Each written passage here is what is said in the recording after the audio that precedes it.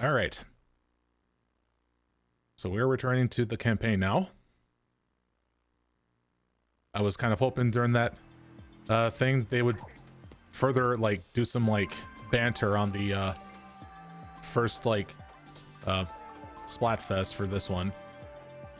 Though technically the first one that was during the global, I guess the global test where it was like the first one, but you know, post-release this will be the first one. So anyway, so now we went back into this here. I actually did some off-camera stuff just to spend some time because like freaking what am I supposed to do in the past 2 days? What I decided to do is having to revisit some kettles here to go ahead and complete some of the other stuff that require the other weapons to complete. I'm not sure if this is needed for like completion, if I get like some special reward out of anything, but yeah, this is what I have done thus far. So everything completely all the way up to this point here in Site 5. And well, and obviously as a result, I got a lot of power eggs, so I'm pretty much going to be trivializing this whole thing by having to get rid of the fuzzy ooze this way. So, but yeah, let's jump on over and proceed with everything else. Hi. All right. Considering how easy it is for me having to like just keep on going forward to Site 6 because I have the eggs to do it. Still got to do every other stage at least once. But all right.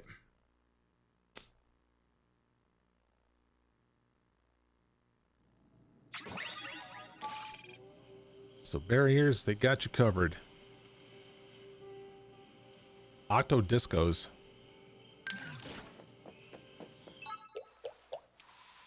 So wait, what do they mean by... What is that up there?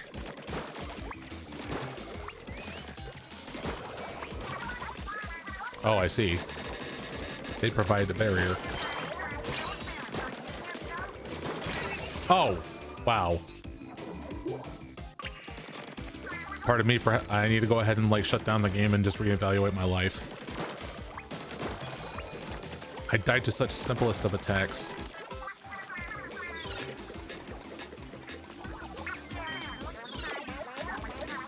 How am I missing? There it goes. I'm just gonna sit here and wait. Nah, you're too long. Bruh. Huh. Hey, it worked.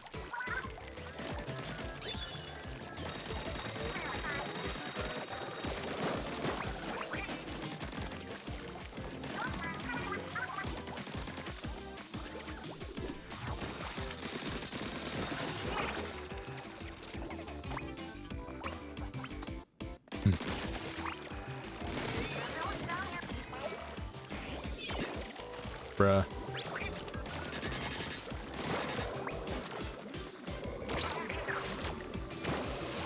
Nah, didn't think so.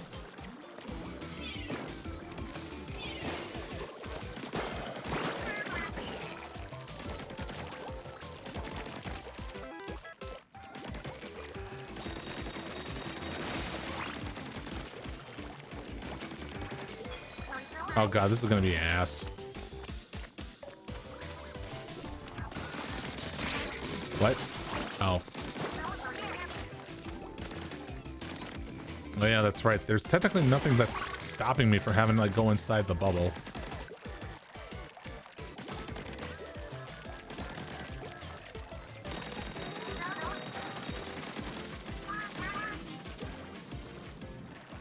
I'm looking down.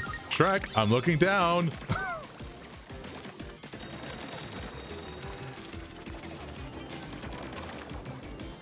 Can you not?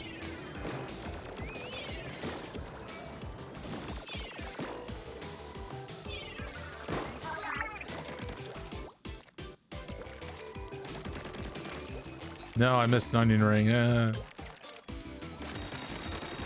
that even supposed to be an onion ring?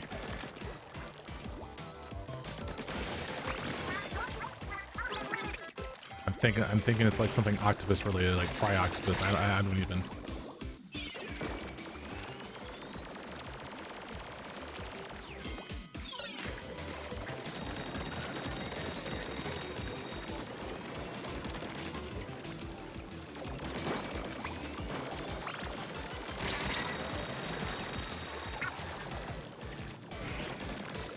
This is my oh shit. Ha. All right, I'm good with that. Net.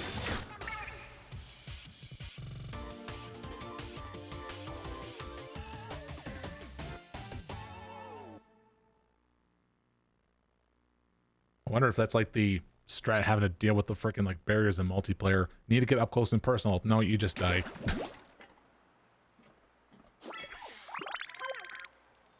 Also, that's not really how that's meant to be done.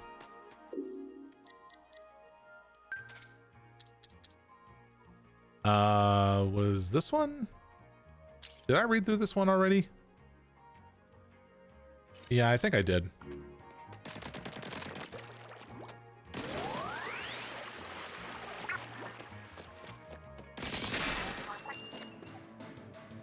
Simply ziptastic. I like zipping as much as Zippy. I don't even know who Zippy is. All I know is just a puppet with a zipper for a mouth. Oh,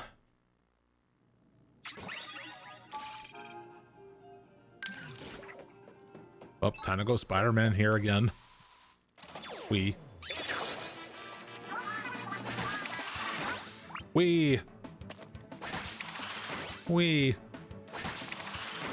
Oh. Completely missed it. What the fuck? Restart. Wee.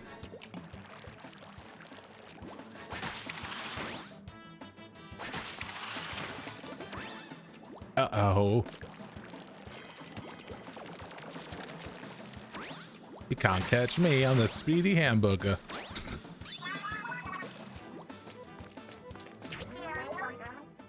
Oh, that is a long climb.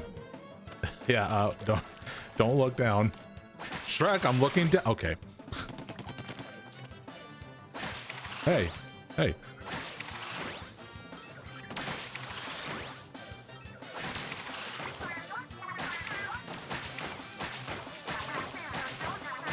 Oh, this is unintentional. I'm doing this now.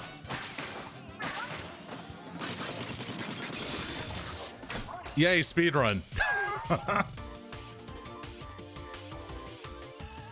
No, I'm pretty much doing the intended way was faster. I'm just too lazy. You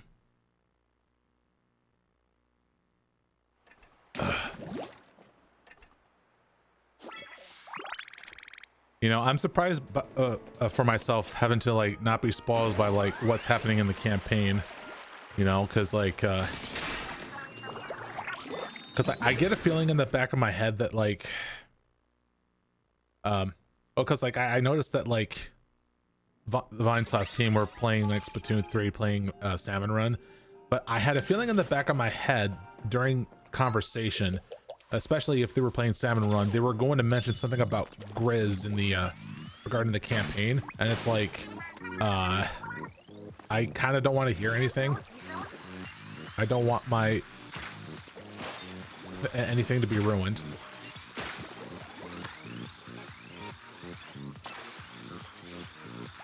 So I had to play it safe.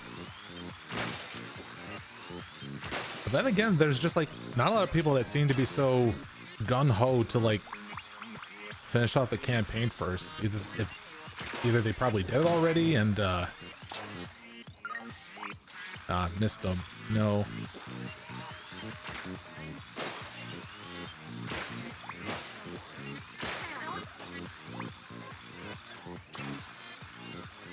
Like I'm just skating on what I can perceive as orange soda.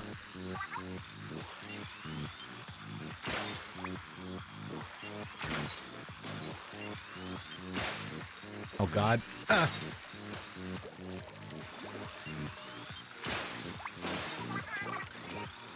Whew. You know, those were close calls there.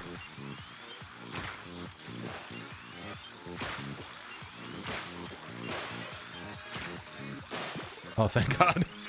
I was getting a lot of close calls for like everything.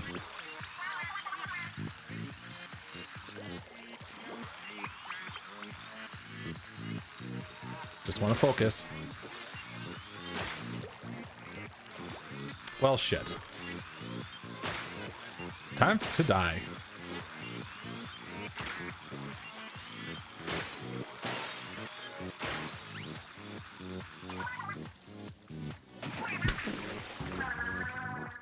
I just accepted my death. Why? Were there seriously no checkpoints during this whole damn thing? Are you shitting me?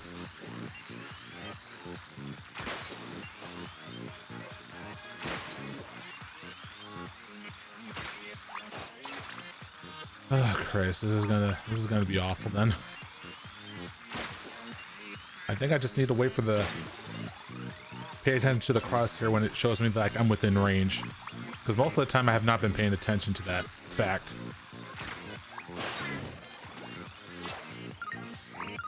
At least I got more onion rings. That's what's important.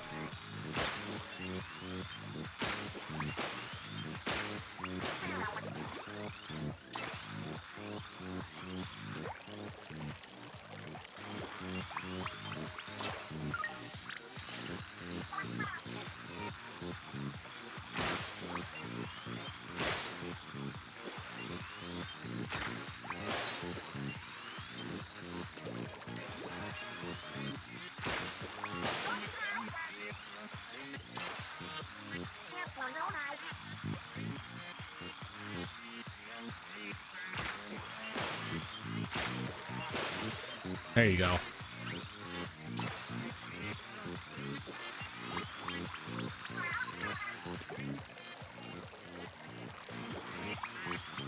All right, let's actually get it this time. There you go.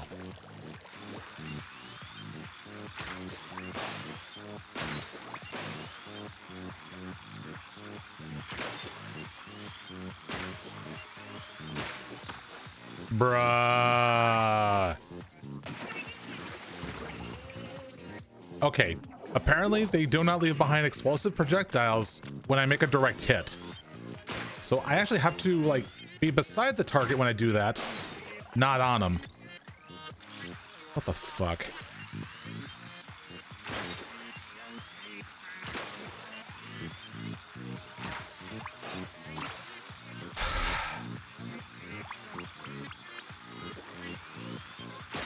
This is definitely like a big bruh moment.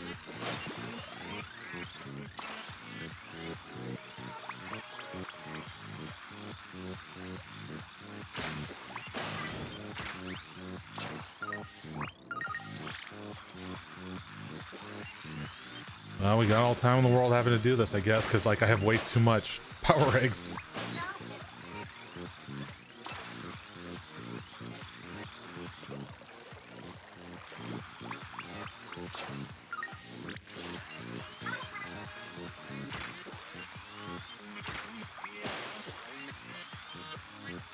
Damn it.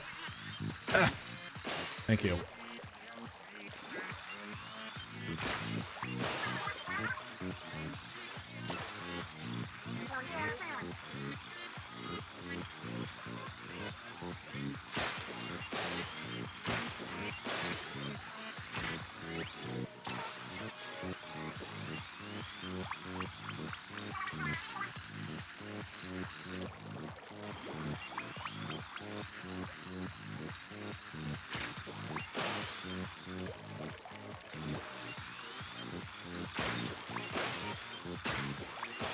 All right, time for this shit again.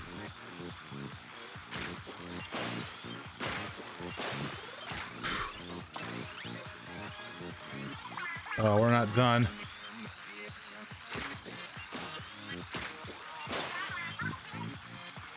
Thank you.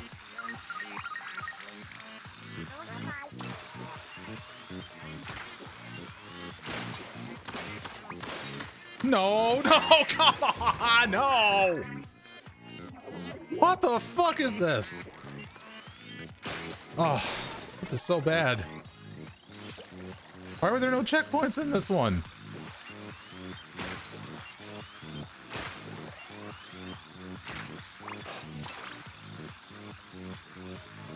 Oh, God.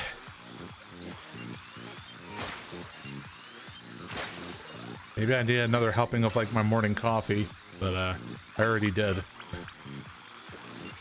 Wait.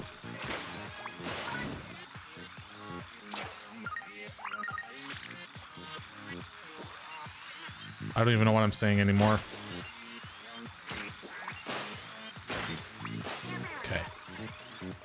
Okay, so how am I supposed to do that very last one? Because like I have to do a charge shot at the bottom and then like several at the on the way down or some shit.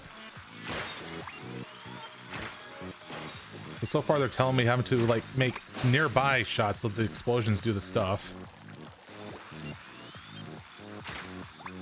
Then I suddenly saw the thing on the way down where it's like, ugh.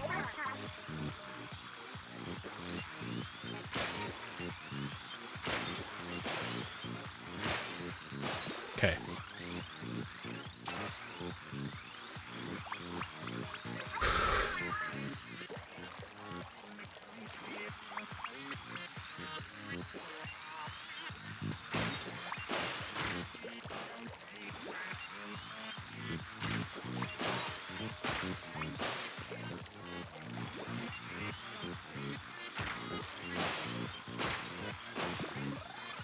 Okay.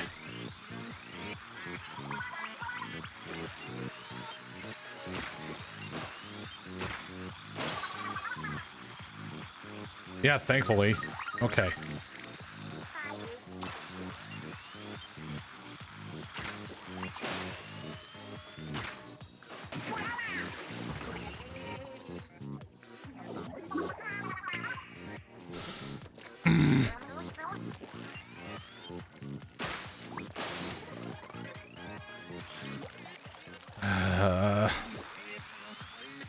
It's better not take like the majority of the stream for like how bad this is.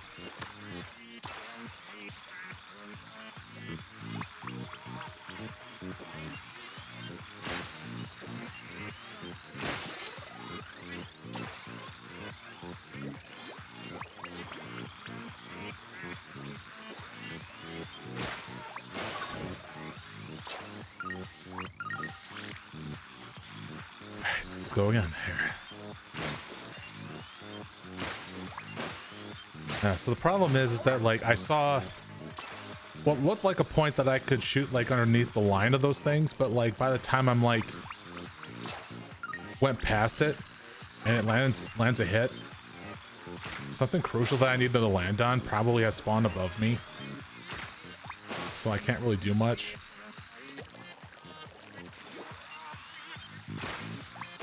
So do I feel like I need to like probably do something different, or?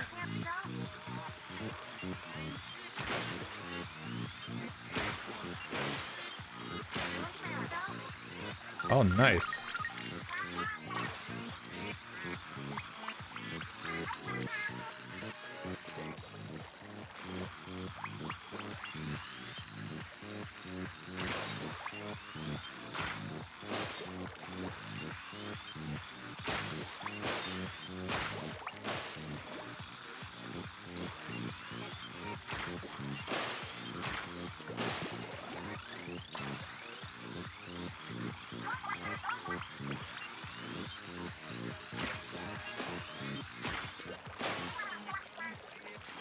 Do this shit again.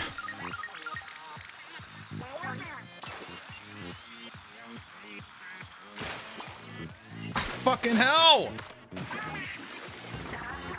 I hate this. Retry from checkpoint. Whoa, what's the point?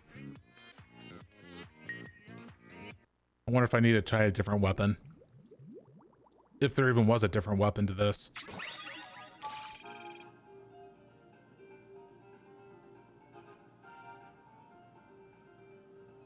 That probably explains it. Screw this, I'm gonna using this. I'll get like more range out of this anyway.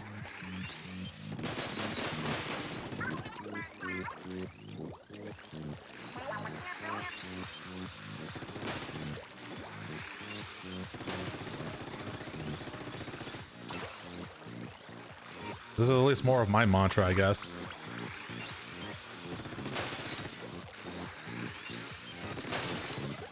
Because like with the freaking like Try Stinger. It like I saw the clear on that was like 2,000. That like implies like more skill involved with that shit, and I'm like, nah. I like how the game just recommends I try that, and it's like, no.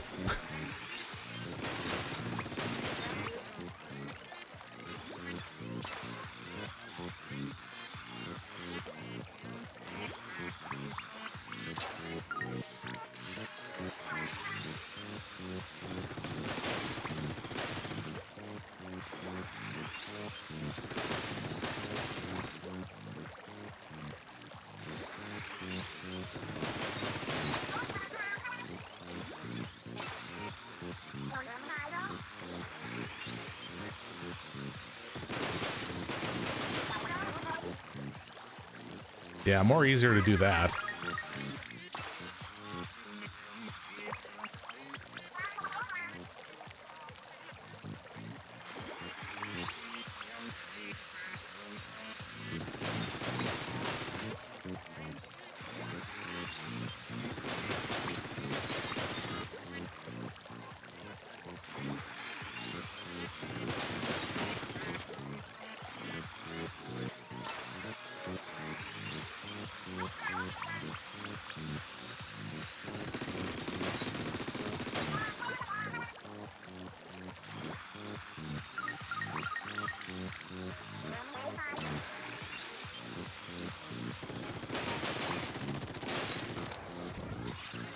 Ah, see, look at that. What a world of difference.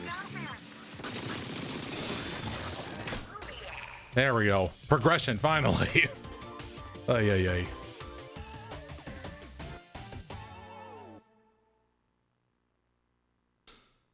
ay. Free of that stuff now.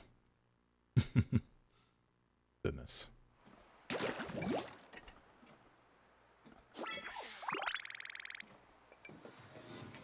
Alright, so how many possible levels is here in this place? It goes up to 13, so there's still more to find.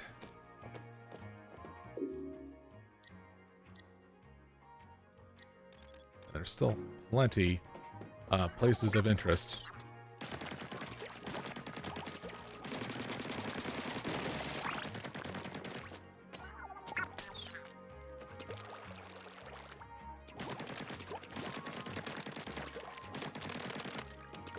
Oh, balloon.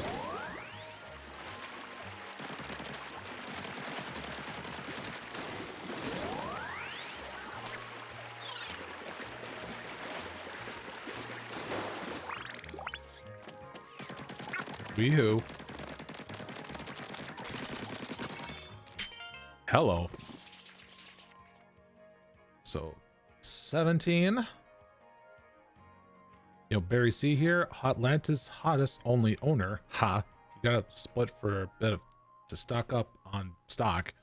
But it's all good. Harmony, yep, from Chirpy Chips is filling in. She knows this shop way better than me. So business, that's gonna keep on booming. So that's like so yeah, Chirpy Chips is like one of those like one of those bands or something that's within this game that I wish I was more familiar with. Instead we're just like drowned out by well, the main music peoples, you know, Squid Sisters and Off the Hook and all that, Deep Cut. But now there's like other ones that I'm kind of like vaguely aware of, so. Uh-oh, too many snipers. Oops, all snipers. Oh, if that's the case, they're gonna make me use chargers here, I'm sure. Oh, no. Still usual stuff.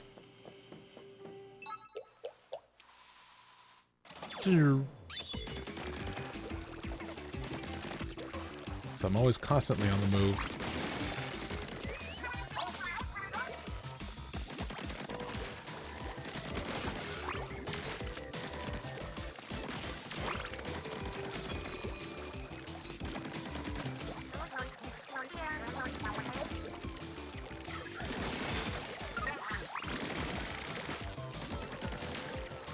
Alright, so we just need to find a way up, they say.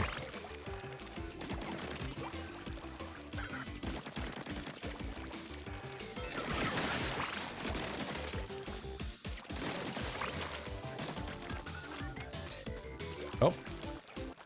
There's a way.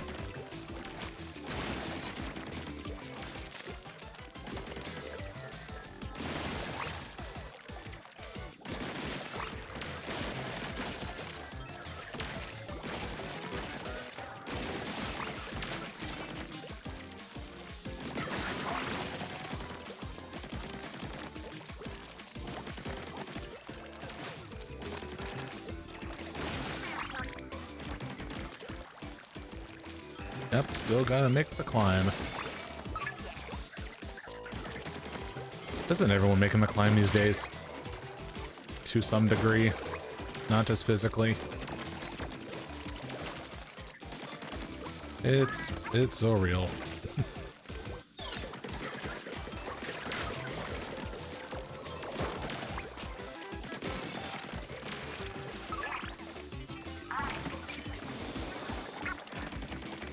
Bye-bye.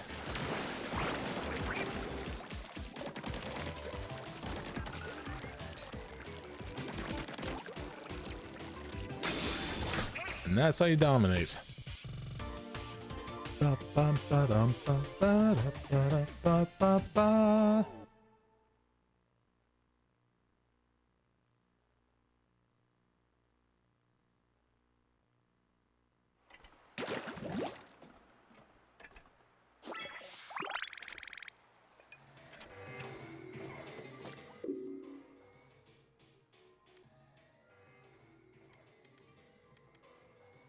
Here, let me go ahead and backtrack over to this here.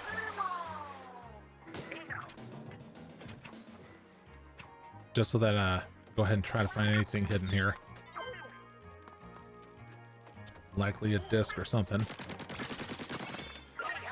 Nope, not that one.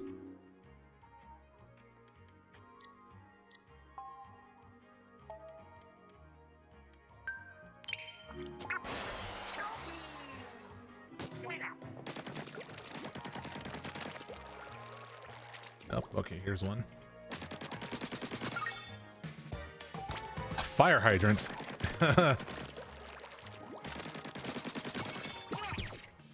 Disc.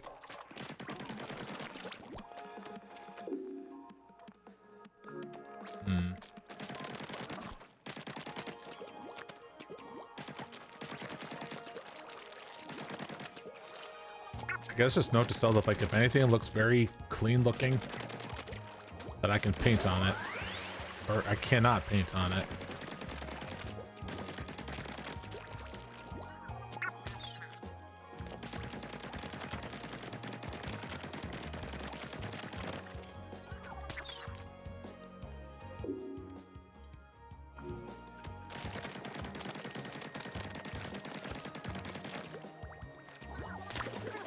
What?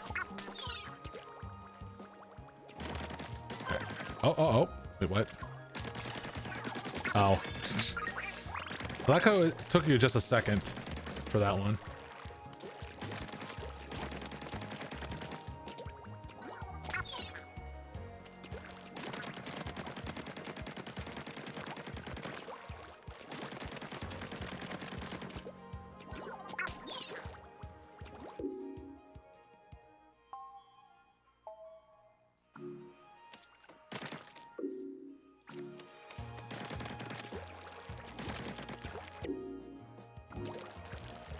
Okay, somewhere around here. Maybe here in this corner?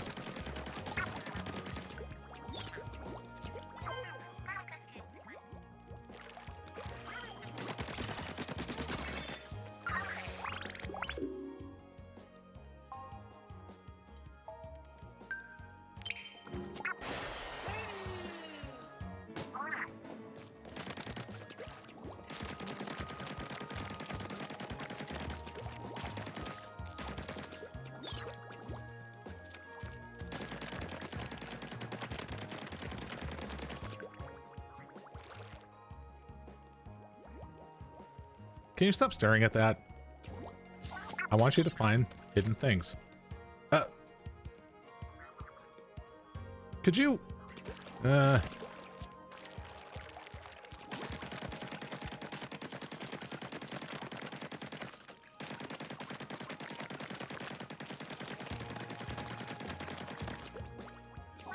Really? Is it really, like, not...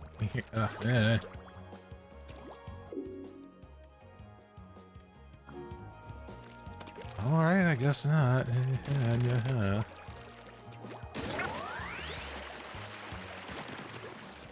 Probably something more up higher.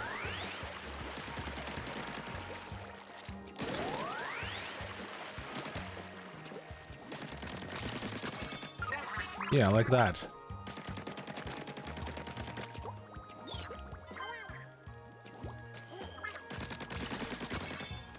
Yeah, see, that's more like it. More cards. Okay, we already kind of been down there already, so.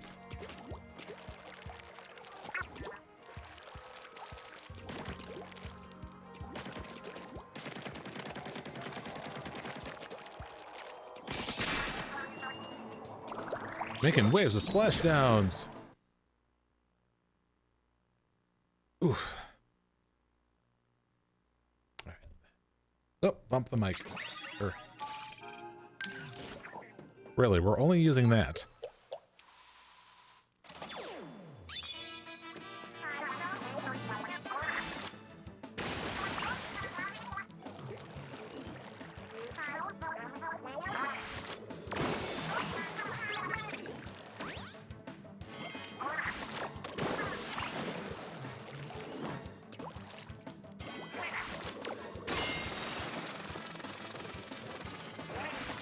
Whee! This is way too fun.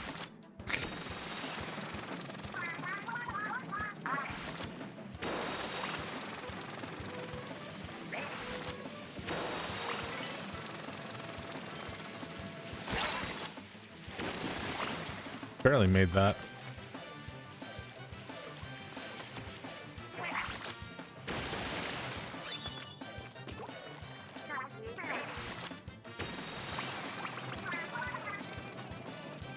Pro tip for you, don't fall. Here's a pro tip, keep shooting till it dies.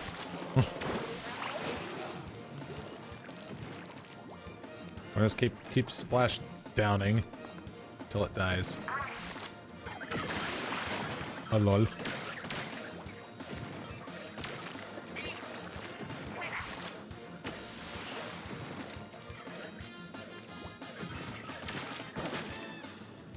Yeah, I'm just gonna ignore y'all.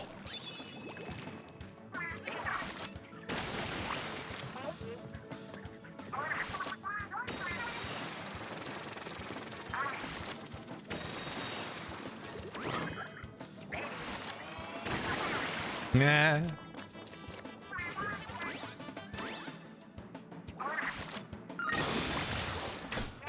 Well, that was too fun. Ba-da-ba-ba-ba-ba.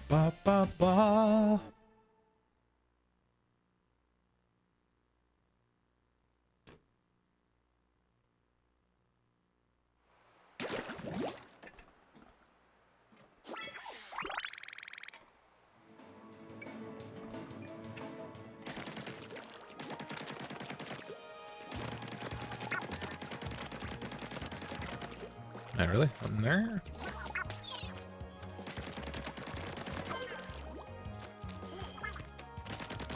So it just has to be like in his line of sight, it seems.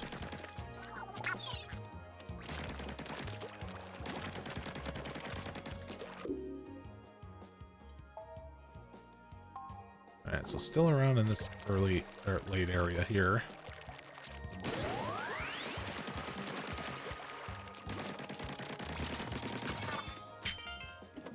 Another scroll.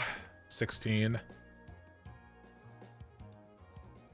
Crustaceans. As they grow, crustaceans such as the coconut crab frequently shed their shells to allow for further growth. Because strong sunlight encourages this shedding behavior, this may explain why Splatlands crustaceans often would be far larger than their counterparts in other regions. Okay, when did we come across, like, coconut crabs? Is it? Did I miss? There was a local over in Splatsville that was a coconut crab, I guess. Is it one of the shop owners? I wonder if that's the case. So we still have one more thing here, which is probably that green balloon. It's quite likely that last sunken scroll thing. We can get out of that.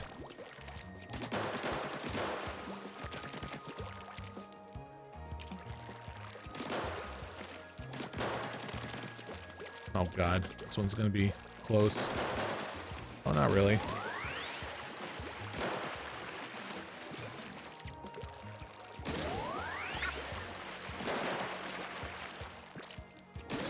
Well, nothing complicated. 18. Hey, it's Krusty Sean. Friend out here in Scorch Gorge. In more ways than one. Sweaty Shell biking trip. So yeah, in this game, Krusty Sean's out traveling the world this time rather than being part of a food truck. So, I mean, I like the design of that guy. It was very fitting for like doing the whole food truck life. Shooter on rails. Didn't we do something like that already? Yeah,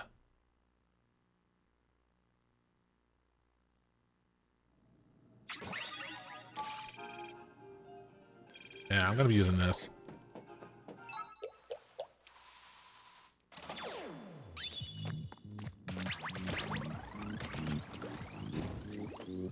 Oh, great. More of this now.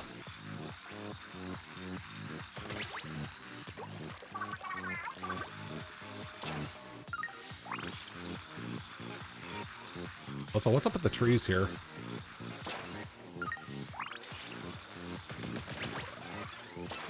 Oh, switcheroo.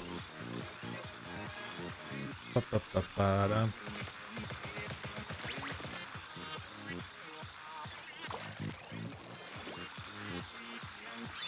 Hey, look, checkpoints. Could have used that in the other stage.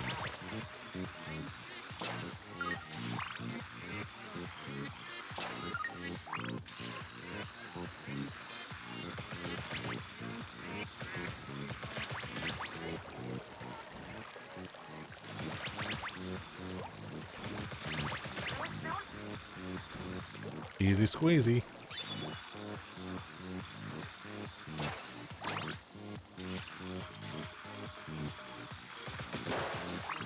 Stuffs. Oh, what's this here?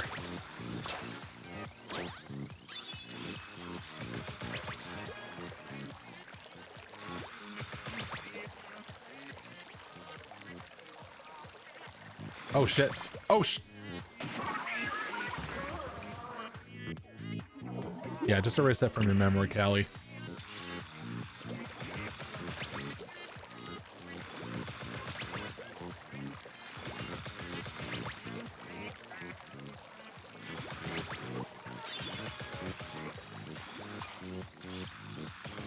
Like how they had to point that one out.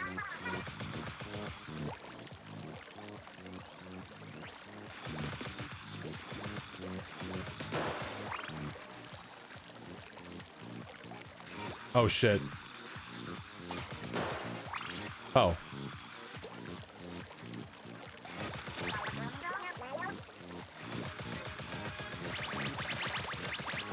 Whew. Close. Thankfully I had the courtesy having to me like putting me on the correct rail if I messed up.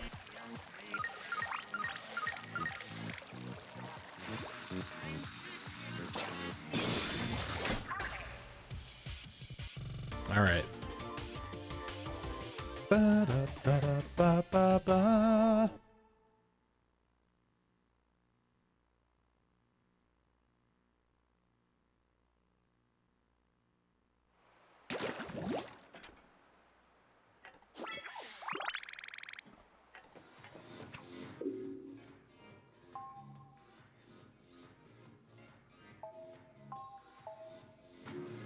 All right, looks like this whole site has been accounted for, yeah? see it. 4, 5. Oh no, wait. We're missing 6 and 12. That's interesting. He did not. Oh no, wait. There's one right here. Wait. Okay, the remaining 2 are here. Oh wait, what? Where'd you?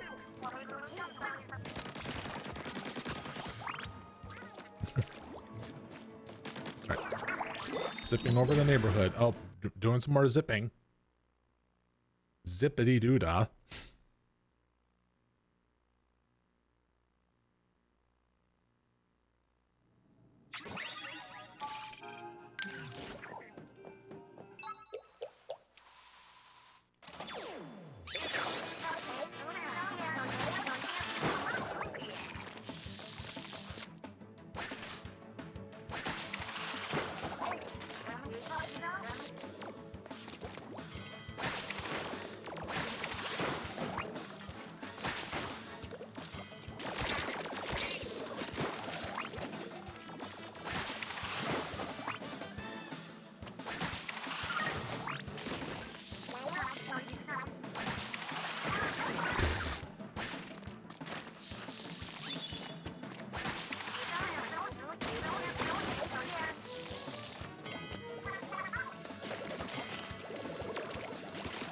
I like how they're singing to this.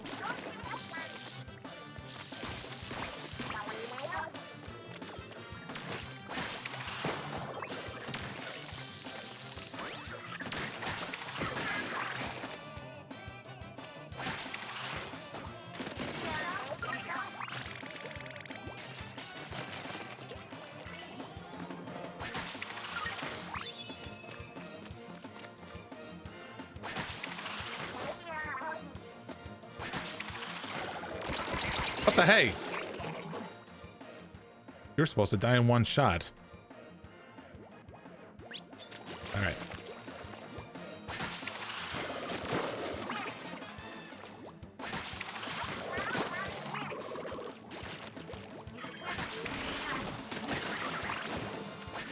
Oh shit.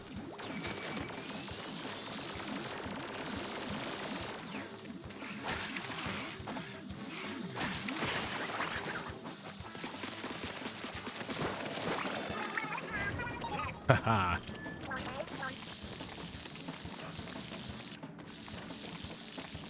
Yeah, I was given a key for a reason. Holy shit.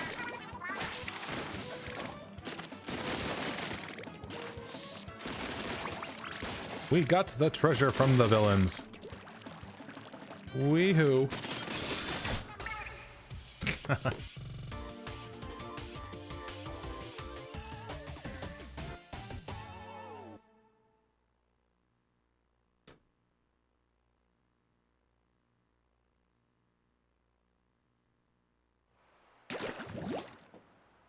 So what's the deal with the freaking like rocket that's over on the other side there?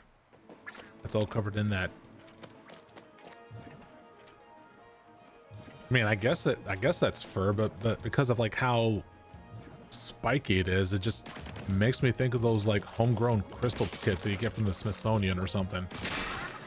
I love that stuff growing up, by the way, because it just seems so fascinating having to see like, you know, these pretty crystals that just grow in some sort of like tank or something.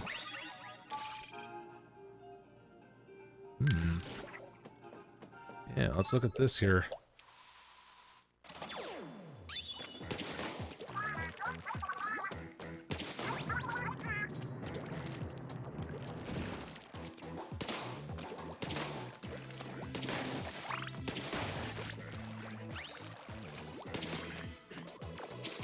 I have a feeling that the way that this like projectile like travels is, it feels like it's different.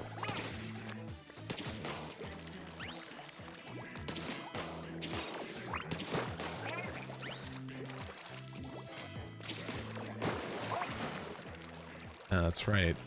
Projectile can like pass through and then follows the explosion.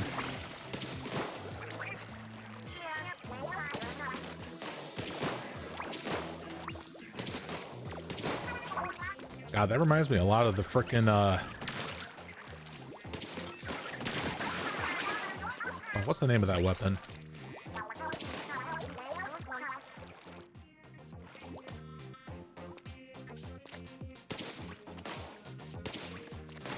There you go. Is that one freaking weapon that does like the freaking double donk or something? Loose cannon, that's it. Splasher is a lot like that. Projectile itself can do damage and the explosion following up on that, which is like, it's like double dipping. So it's like, yeah.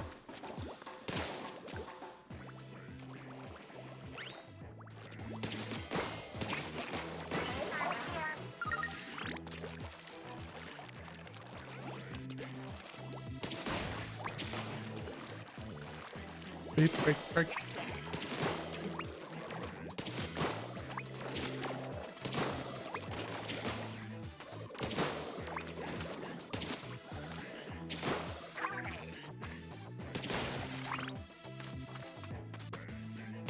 Oop.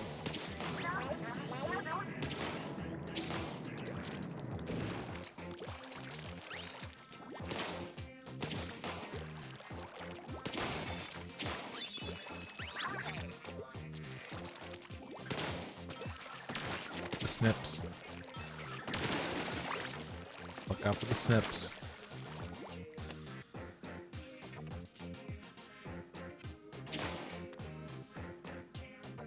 It's like one look at this and I immediately think of some sort of like mobile game or something. It's like shuffle these wooden blocks to solve the puzzle. In generic puzzle solver number 46,958.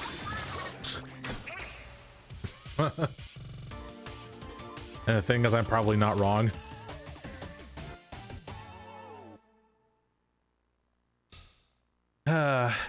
Okay, I think now for once we got all the kettles here.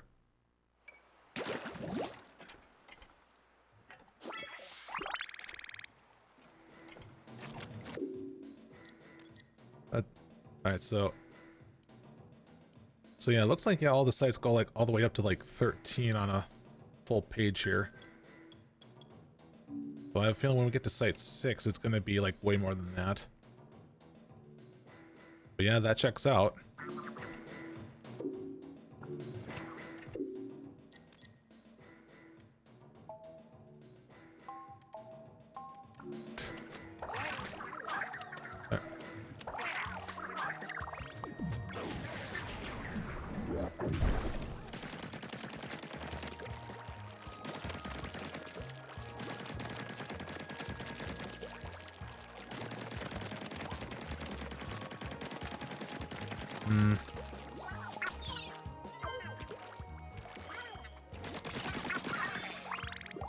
Alright, was that it?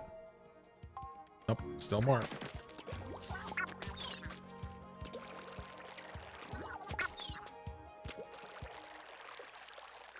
Perhaps out here on the other side.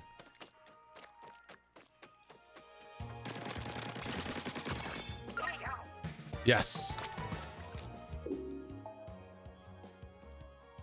And yeah, that checks out. Oh, so now we got a whopping 5. Now we can unlock this tree. See, better sensor.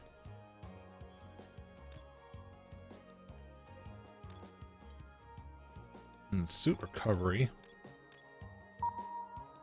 Oh man, I got the points for it, so let's do it. And that last one, which is only just small fry damage up, is just that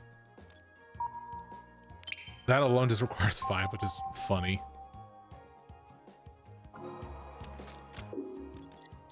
Alright, one last look. Oh yeah, I think we're done with this here log. Let's have a read. Fresh intelligence awakens. As the inner walls of Alterna collapse, thousands of tons of rock and liquid crystal plunged into the waters below. As these crystals washed to and fro among the flotsam and jetsam of humanity's former colony, they broke into microscopic fragments. Because they repeatedly absorbed and reflected humanity's wishes over so many years, the crystals retained these feelings. Little by little, the squids and octopuses and assorted sea creatures that thrived in the waters of Alterna absorbed these crystals into their bodies. Wait. Is that why they're able to to have a humanoid form? Because of this? Well, anyways, let's keep reading. So turning the crystals into bodies. This process continued until one day marine organisms began to feel something fresh.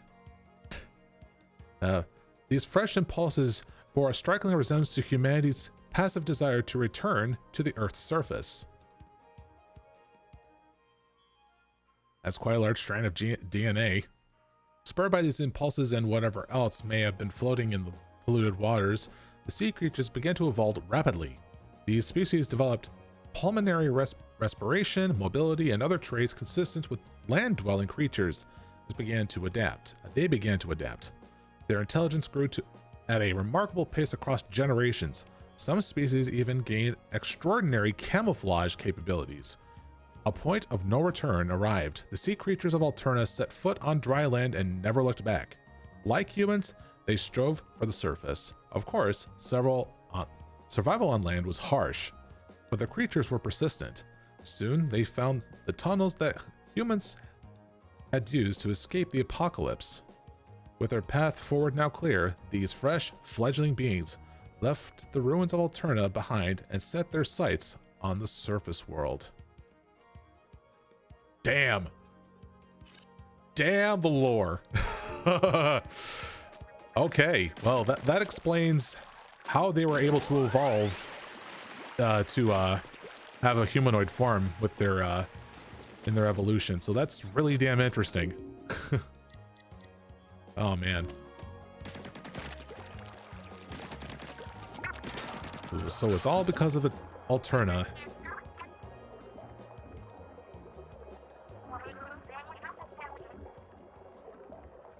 There was something in the water?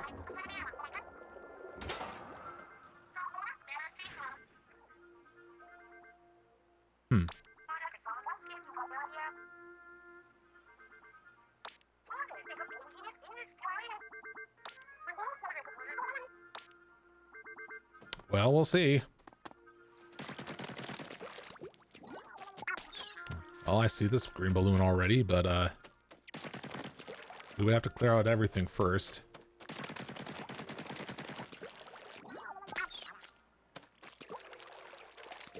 I need to toss you around to find some stuff.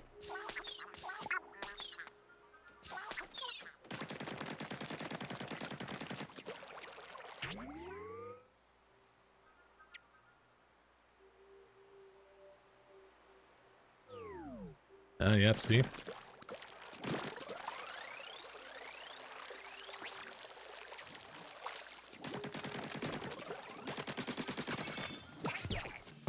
Disc.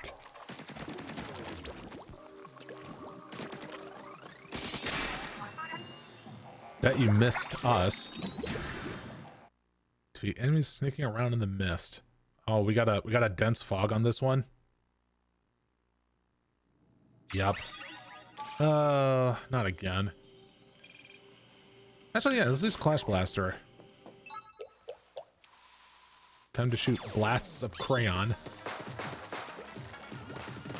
Oh, we got some familiar music.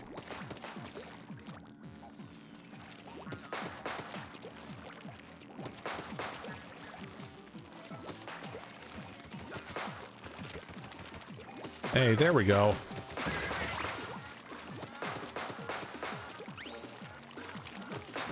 There's the old octolings here.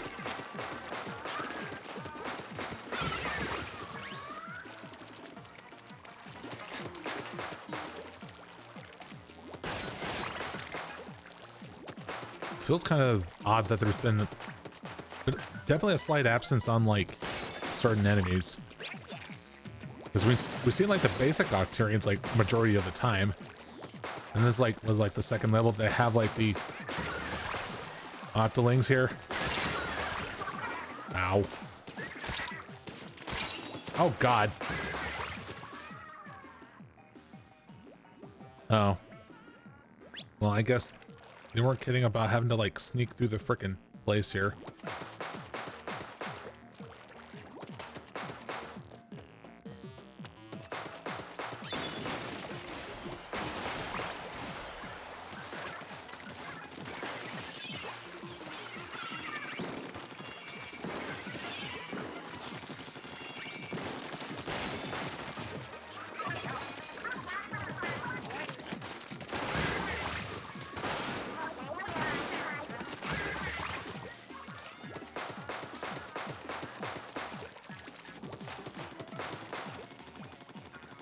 Hello?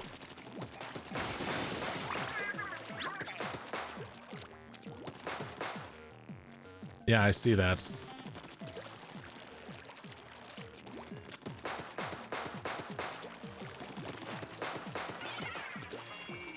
Are you gonna come down or not?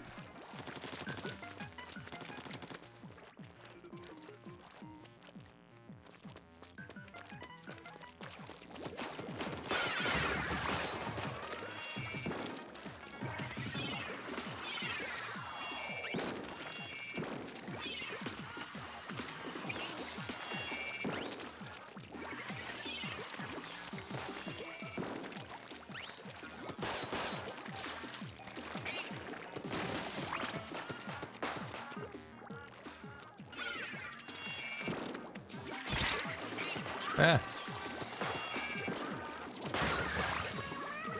Got you cornered. There we go.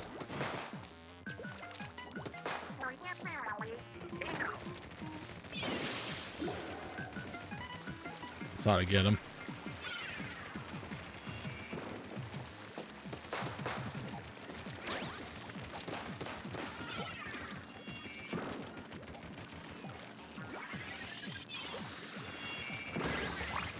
Apparently that worked.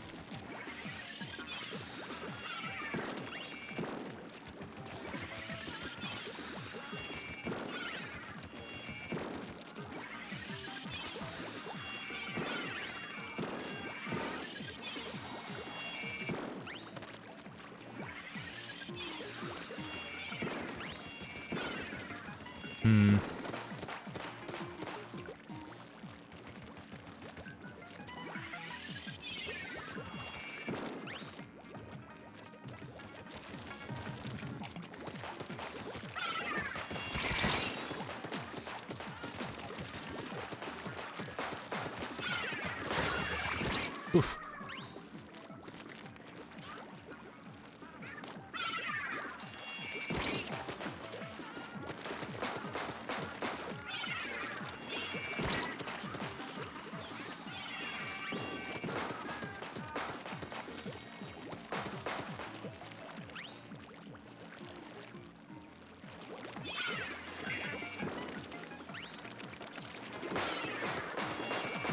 The aim, oh my god.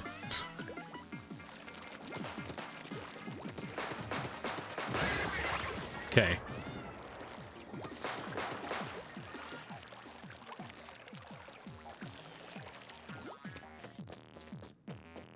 Checkpoint. What? Did we just go in a circle? We did. What the hell? Wait, was the way forward kind of like over here or something? Oh no, wait. It was right down there. It was locked.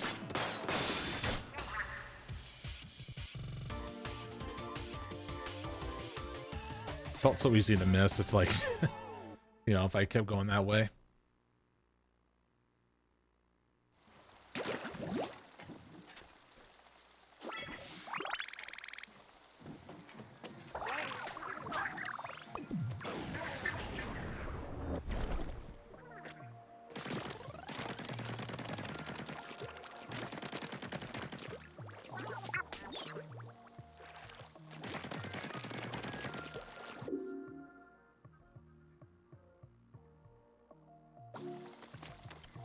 See, hold on a second. The island back over this way. Oh wait, no, wait. I think the thing of interest was referring to the balloon, though. I don't think. Yeah. Just go back. You find something? Yay! All right. Up this here.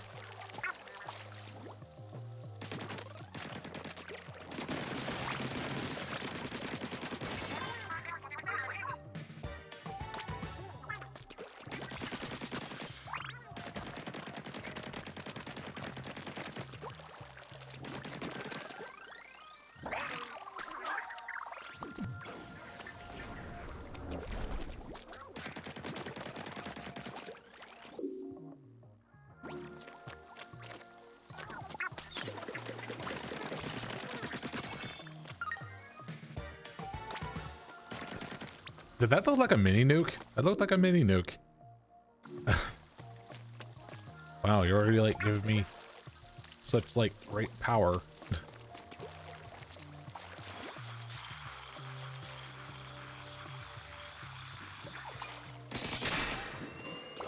Torture tour. Wow.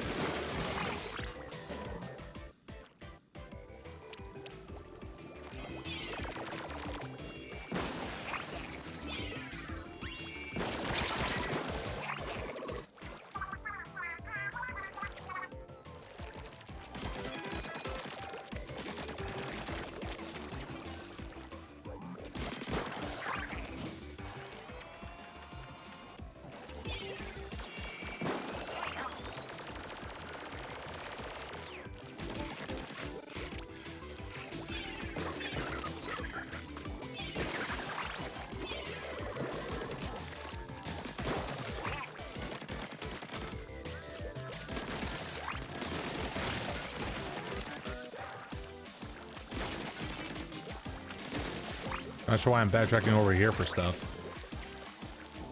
I got like way more freaking power than I need. That's what I need to be trying to do, is having to make a beeline through the exit or something. Well, except if it's for things like that.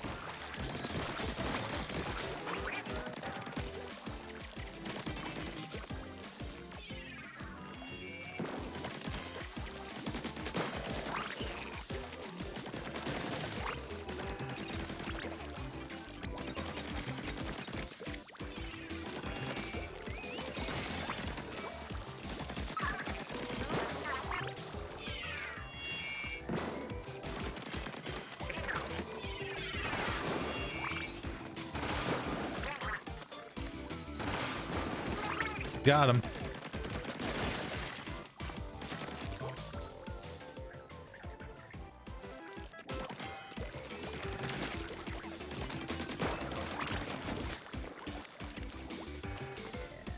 Why is there like one Octarian locked up in there?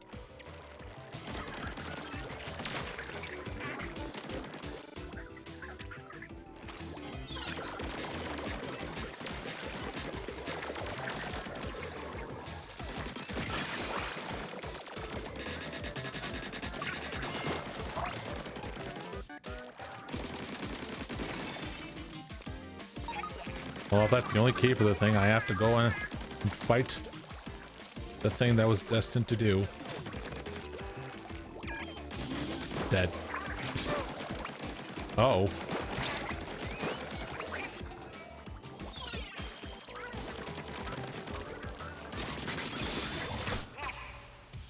Wow, that was it. So I think they got the message all the way around. It was more for torture for them. Pretty much.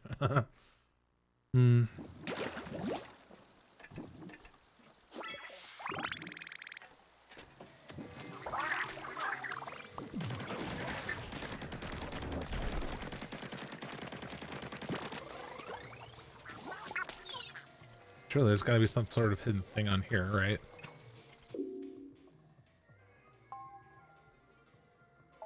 No, not that island.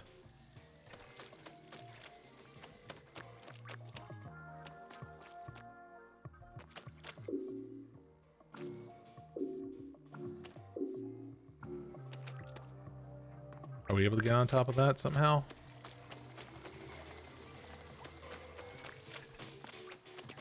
Well, that's a one-way rail, so we'll have to take it.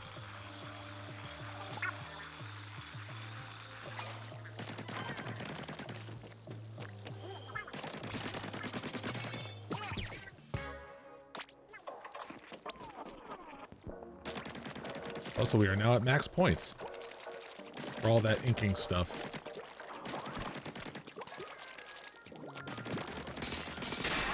And already we can swim across to go up to the frickin' boss if we wanted to. But I'd rather do everything else in order. I must hold myself from the inevitable. Alright, so what is this play called? Octarian Heights.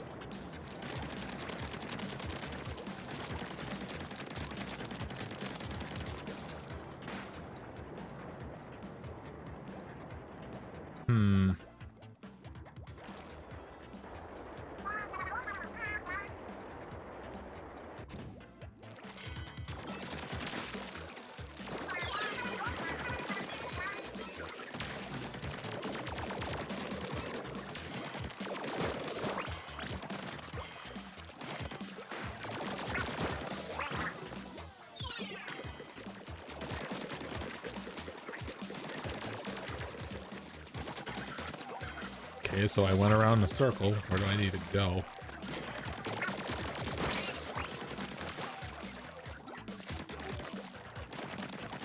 Okay, right there.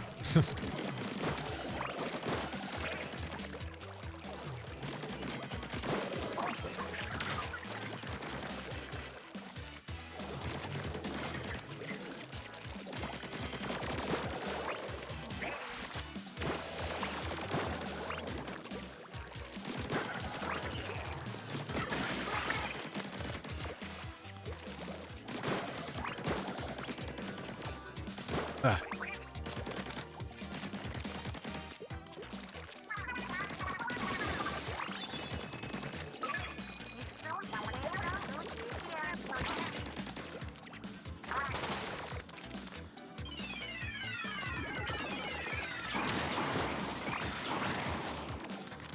Bruh.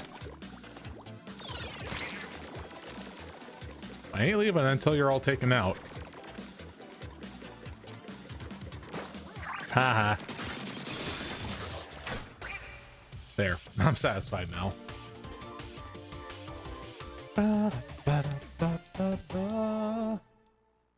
So I noticed it's noon now. Normally I have the typical lunch, but you know, for the sake of this stream, I actually had to have food early.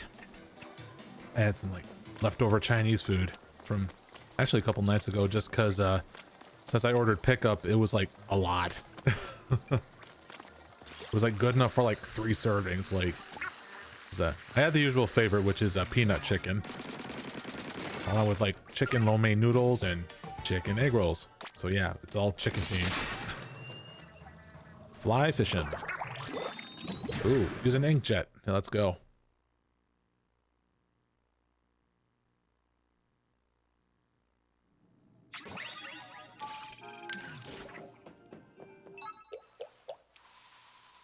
We.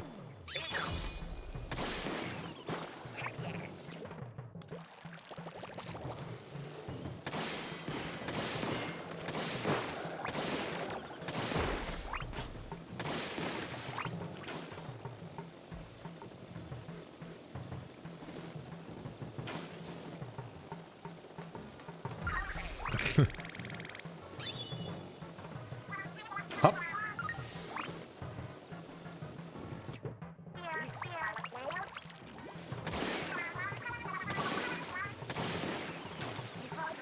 We. Oh shit. Ah. I was not keeping track of that.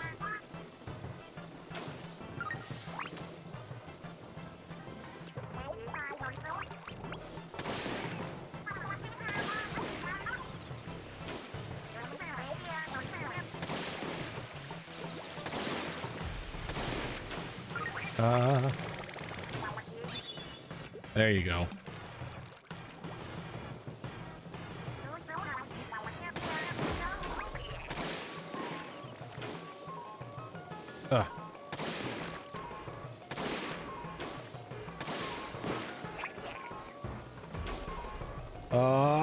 Okay.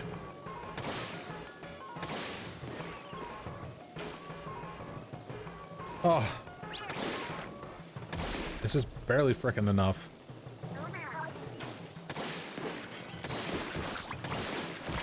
Ow. I'm surprised they can reach me from that far from that blast radius.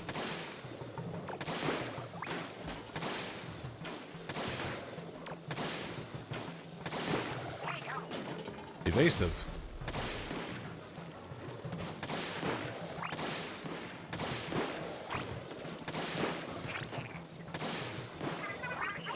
Direct hit.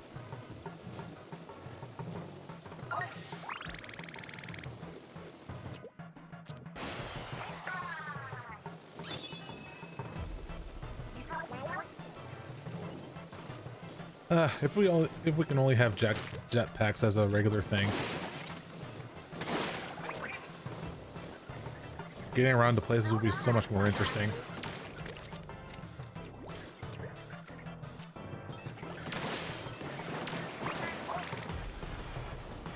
Boom.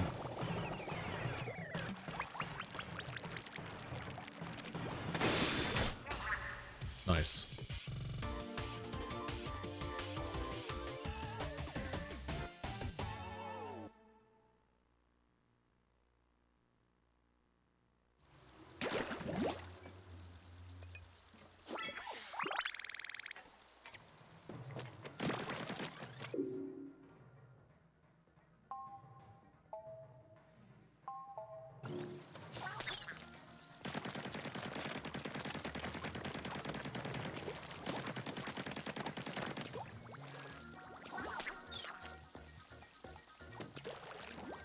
Oh, hold on a minute. There's stuff down here. Whoa.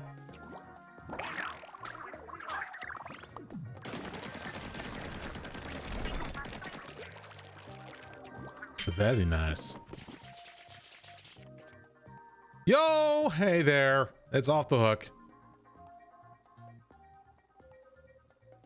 Wow, they're going for like a, what was it? Some sort of disco look.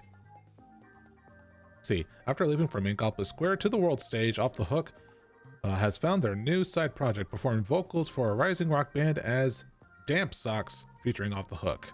Discovered online, their super talented collaborators offer an upbeat, melancholy sound that had OTH hooked. Off the Hook hooked. Well, it's nice to hear about their whereabouts. Awesome.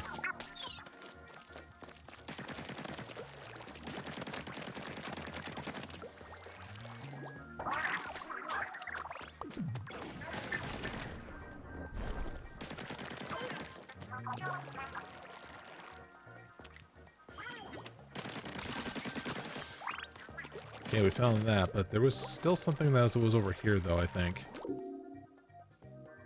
Wait, was there? No, I think that sunken scroll was that that one thing for that spot.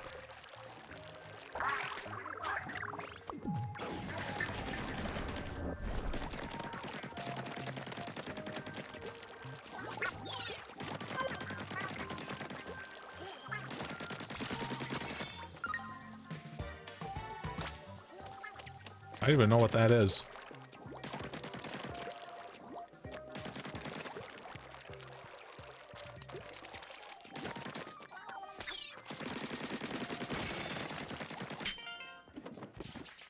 That is number 21.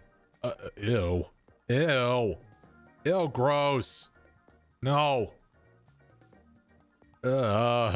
Why? Ugh.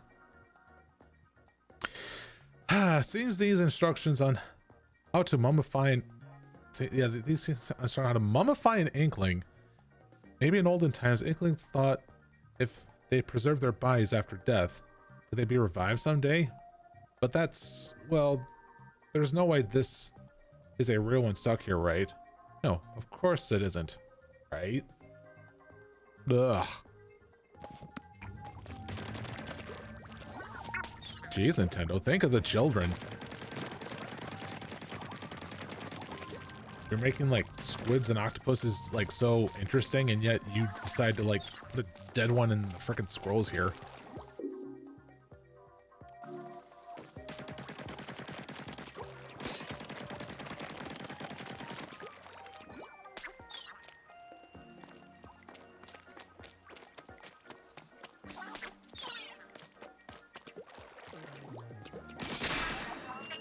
Anyways, let's keep it rolling. Nice segue, I guess.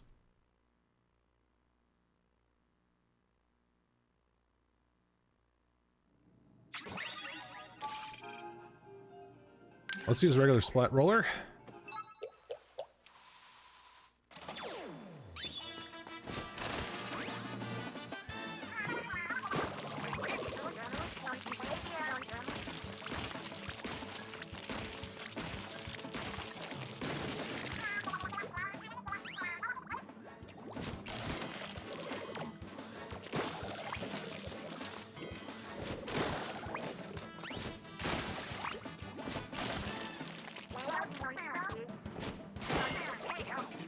How do they not? How did that guy up there not notice me?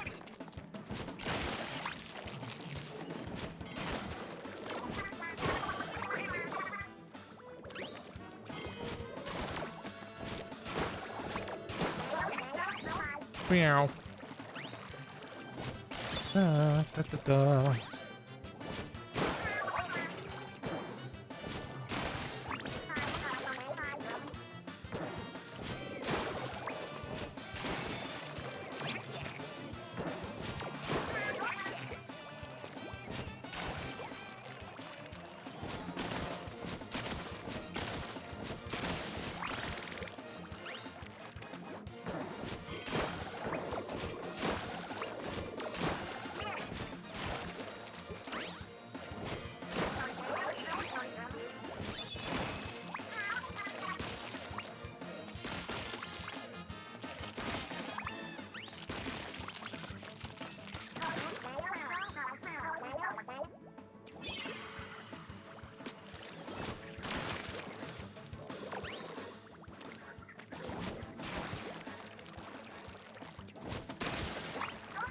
Hello?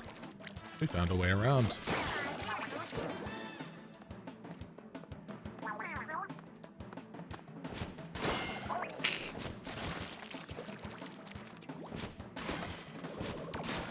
Ah.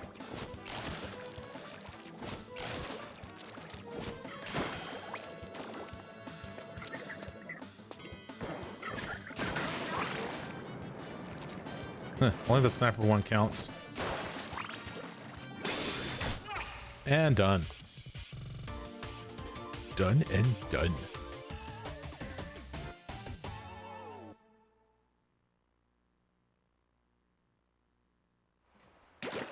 So how many stages are like in this one? As I assume like the max amount maybe as well. I see it went to 10. So the 6 log is currently being processed.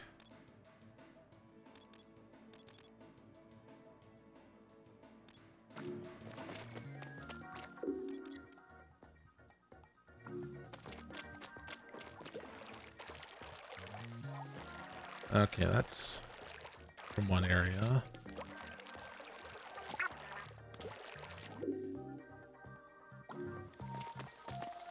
There's one to the next. Dive and dash. Wish to go within a time limit. Okay, time to speedrun. Speedrun tactics go.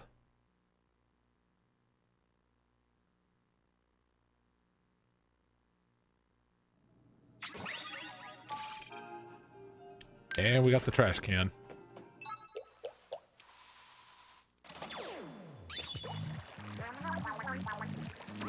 25 seconds.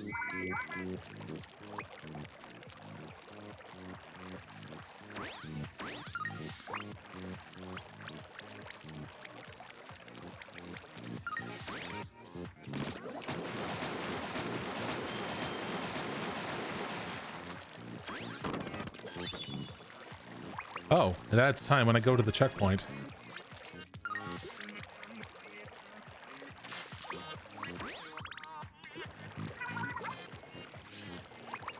Whee!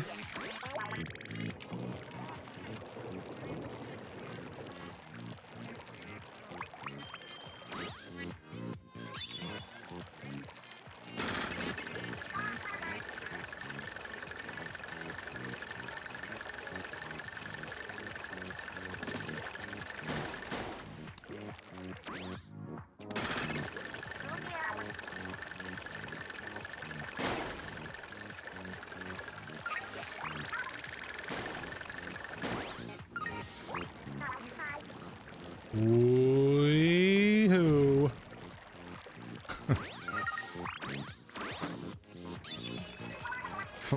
Why the freaking cardboard boxes?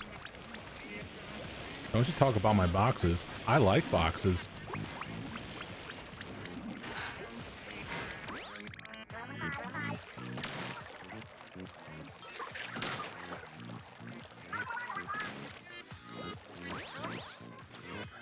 Oh, shish.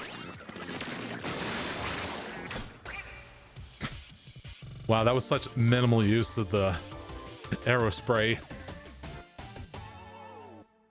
Tis funny to me.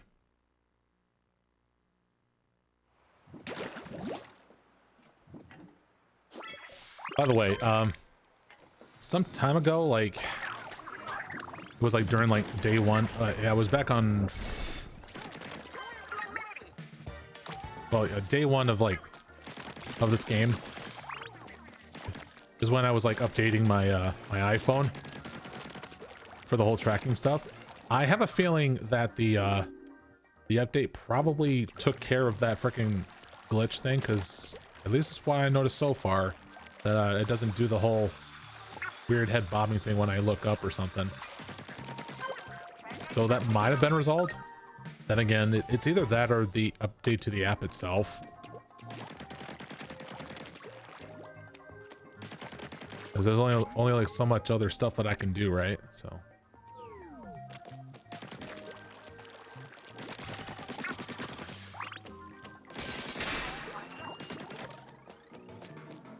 Conserve ink splat sustainably. So we got a second one of these things then.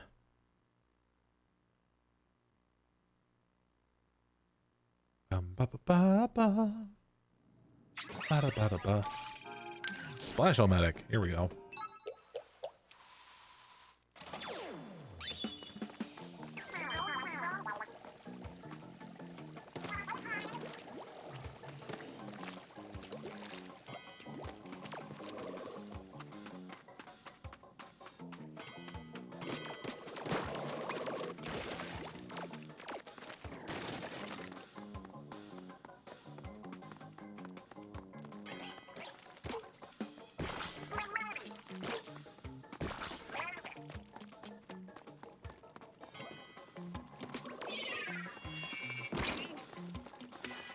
I'm just gonna walk past you. Don't mind me.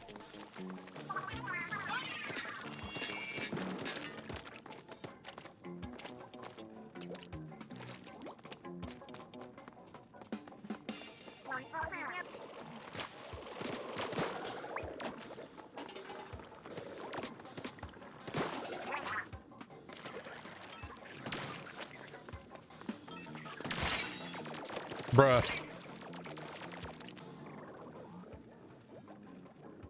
Well, thank God they're dumb.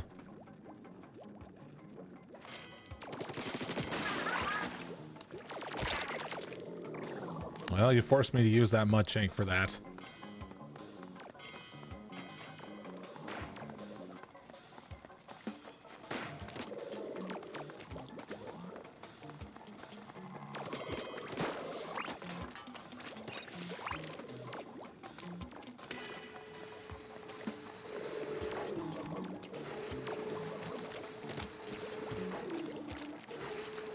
Whoa.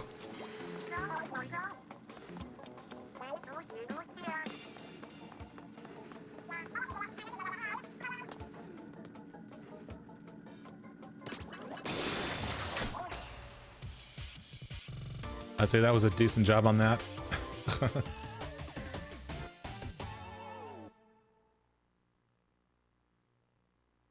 I've been noticing, like, in the past few months, been monitoring the health of my ankle. For those that don't know, it was sometime in early 2021 I had to have ankle surgery because I was fed up with like how I was just getting pain from it. Because I did sprain my ankle when I was like in middle of high school, and it seems that life caught up to me in my more adult years, having been working on my feet a whole lot in retail. So it just seems to, there was like a bunch of like leftover stuff that was like in my ankle because of that, like a buildup of fluid, I think, or like some sort of fragment that was just stuck in there, and then, like, you know, I think they just basically had to clean it out. I think that's what happened. So anyway, it's just that I feel like I'm not really having much of those problems these days, but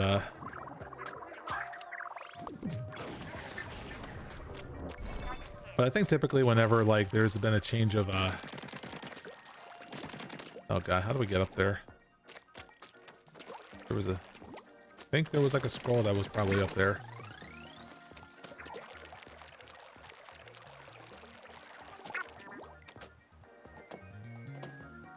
Yeah, there's a scroll here.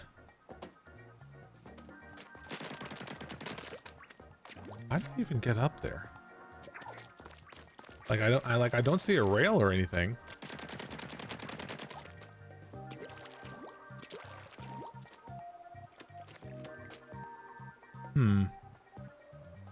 You know, I'm noticing the language that's like that's all down here, because like Alterna was originally inhabited by humans. So it's like this is their language here? It doesn't seem right. Unless the humans that were inhabiting in this place had like their own like unique language or something.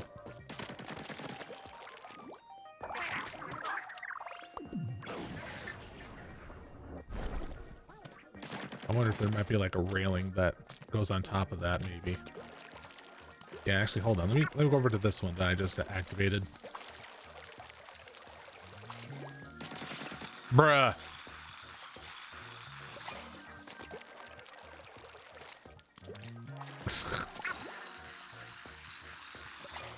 Doesn't want me to jump off, it seems.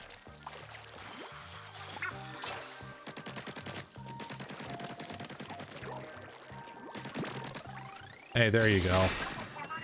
I am gonna go over here to grab this real quick, because I want the scrolls.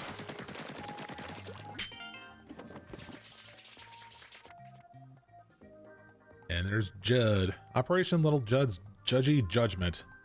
Praise behavior, analyzing praise for quality, no imperfections. Found. I guess I'll just go after the toe beans.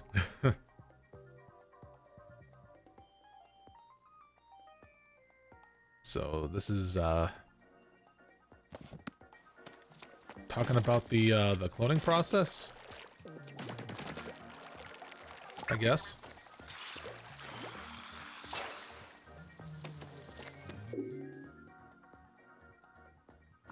Can't really see if there was like anything hidden on top of this place here.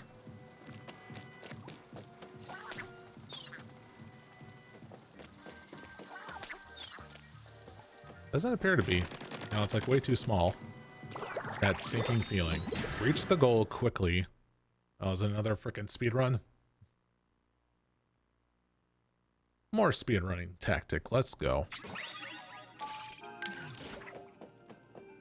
I got the sploosh. Wait, I got one life. Oh shit. Oh. Oh shit, that's why. The platforms are going down. No time to fight, must escape.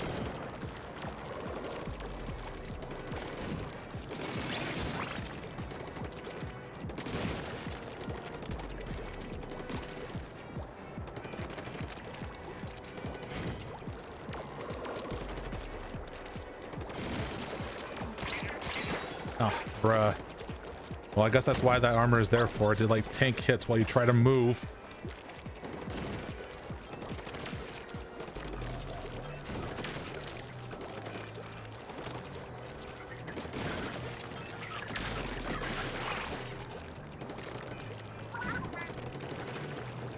Oh my god. Okay, that was a dick move.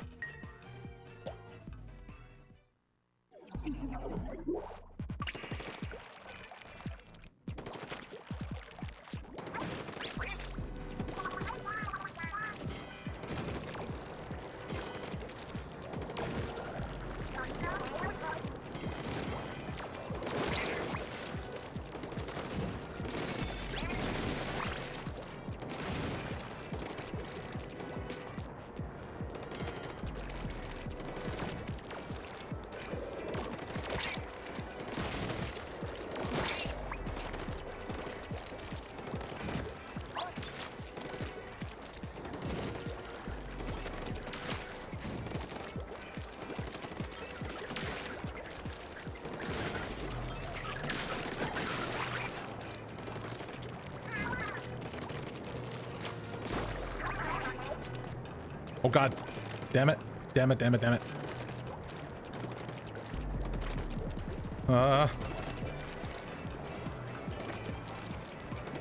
Okay, I made it. Jesus.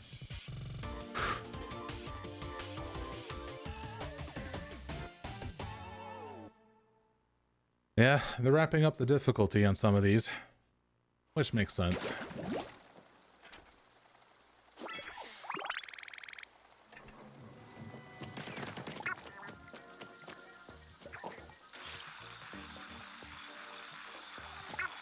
Okay, so we're back here now.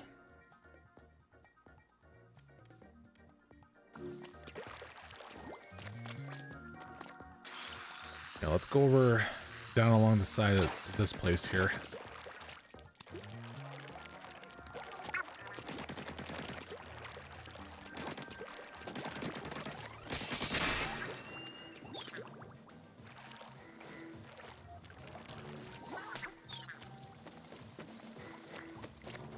Breathe in, breathe out. Time your movements.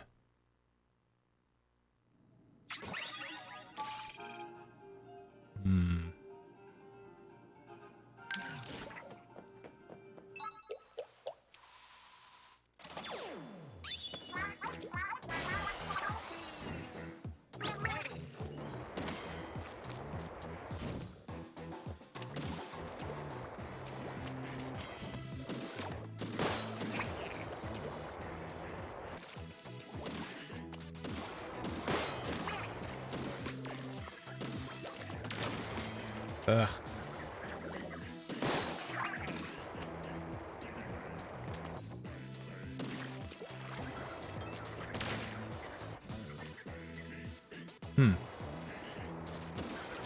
It's just some sort of big expanding cube of sorts.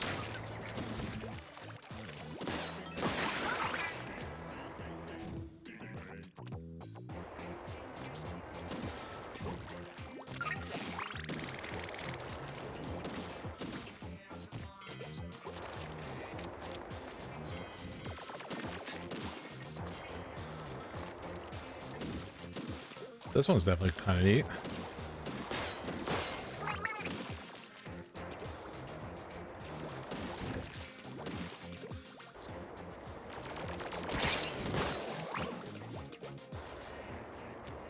Okay, so we go around this here.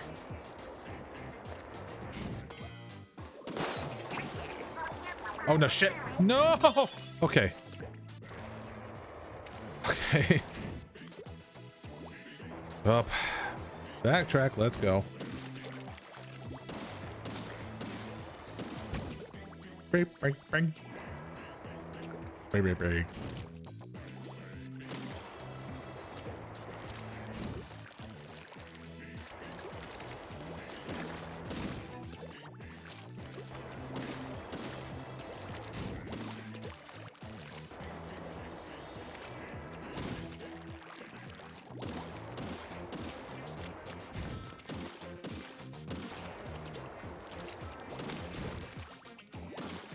Ah, they want me to go this way.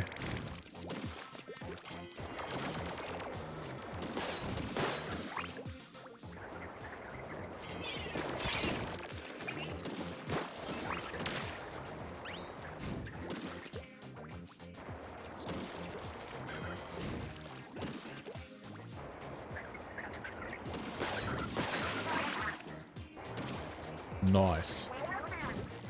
Ah, I see. They flipped up. Oh, sh!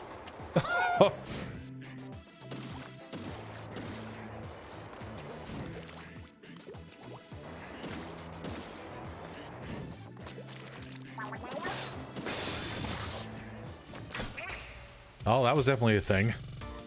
That was the cube of awesomeness. Ba, ba, ba. Now, how much more is there for kettles around this place?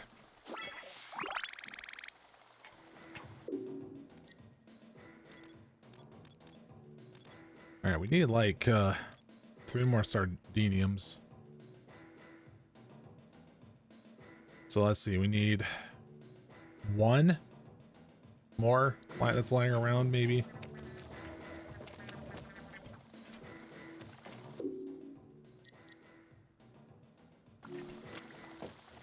I do see 1 island that hasn't been touched, which is that one right there.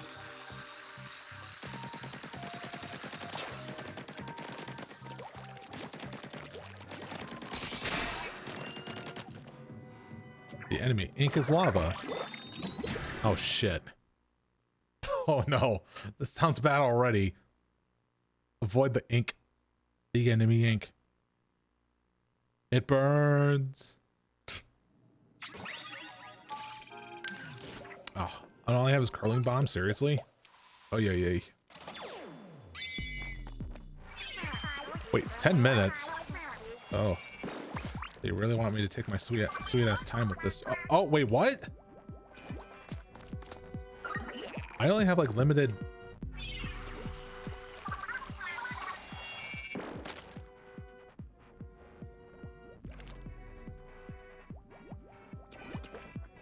Bruh. Are you serious? You serious?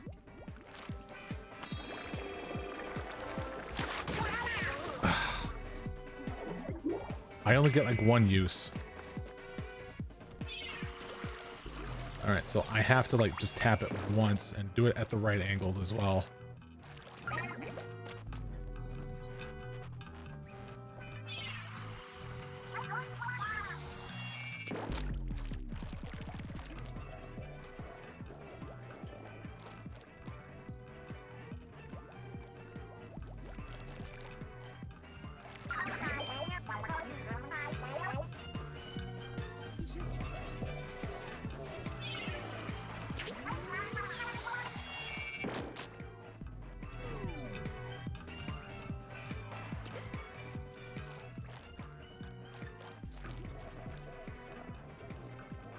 Oh, this is gonna be tough.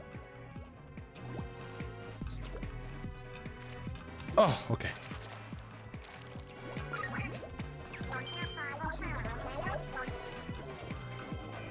I see.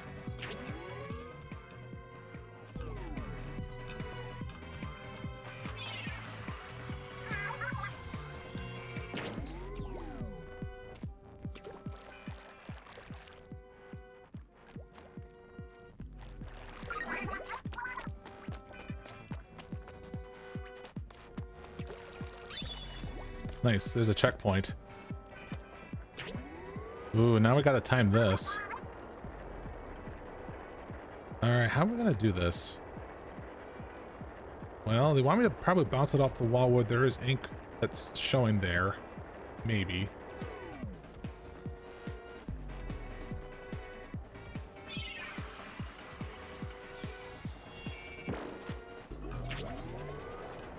I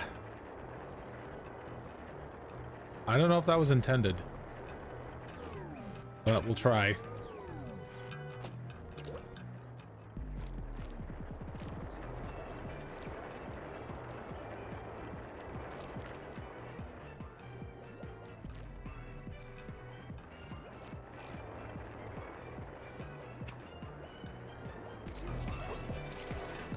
All right. Okay.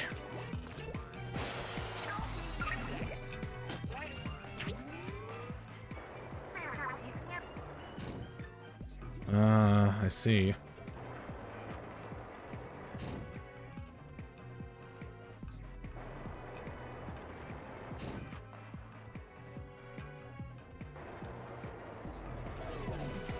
All right.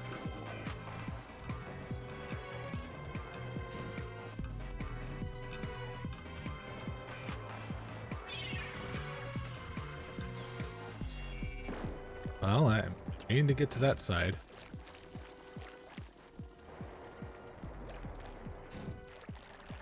Okay.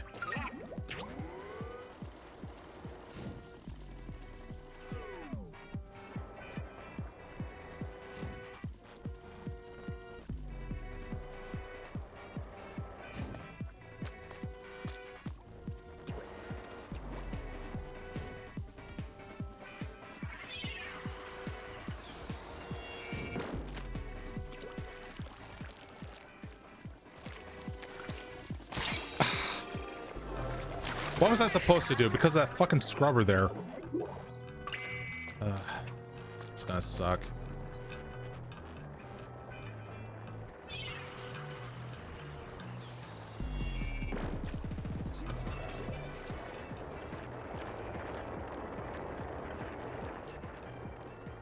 Ooh.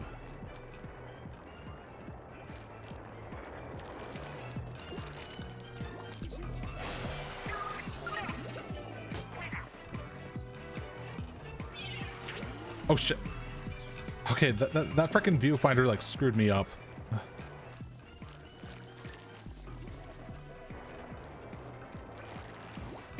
Okay. All right, now this time we have to take into account the freaking scrubber, and we have to be quick about it too.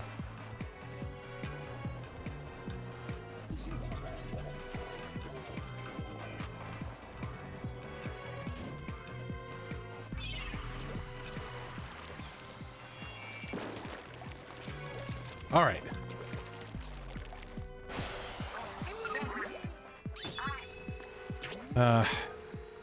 Because I'm on my last life. Oh wait, no, I have eggs to like return to the checkpoint, so what am I worried about? All right, so this one's gonna be interesting because we got floor scrubbers again.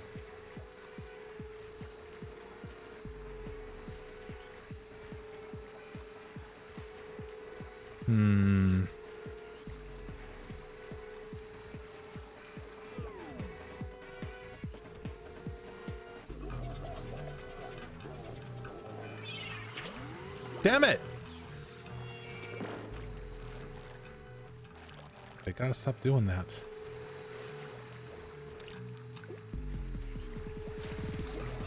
Whew, whew.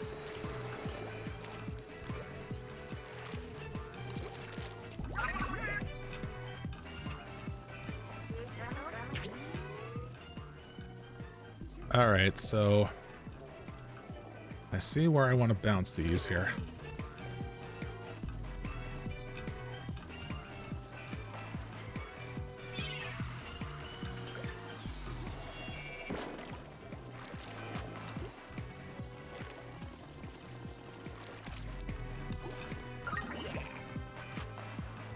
Oh, I didn't look at the angle for the other one, but I think I have an idea what I can do here. Whoops.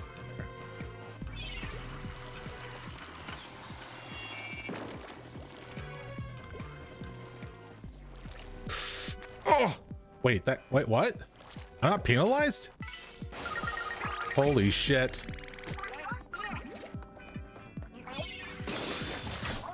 Oh, wow. Da, da, da, da, da, da, da, da, da, da.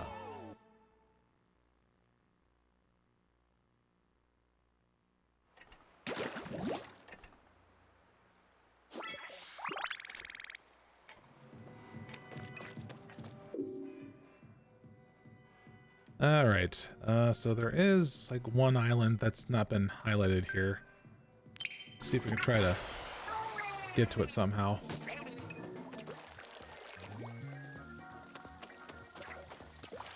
And this looked like this one is it. Hello? Ooh, yes.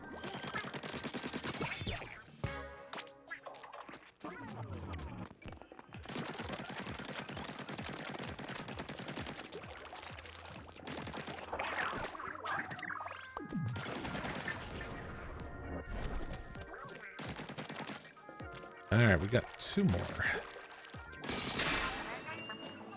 Don't tease with the keys.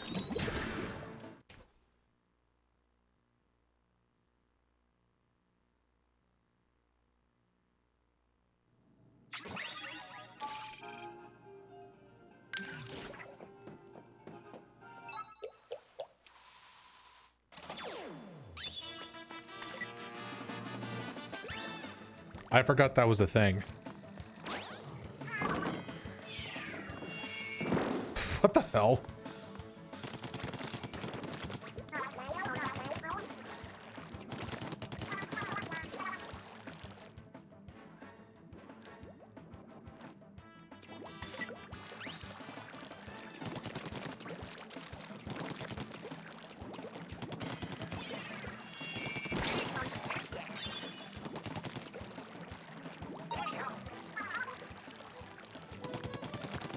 Well, I can see that this idea is going to be fun.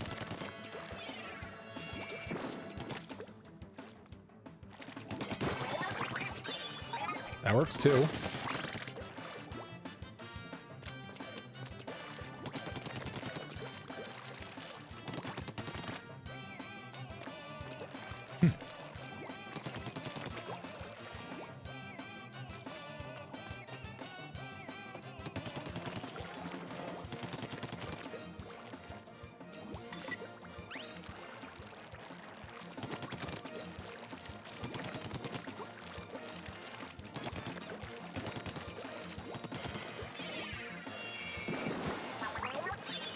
Nice. What? I only got one of them? Get out of here.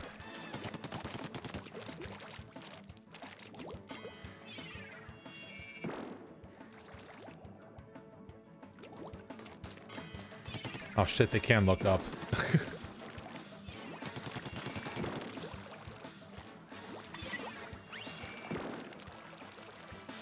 Oh, time to do this again. Or not.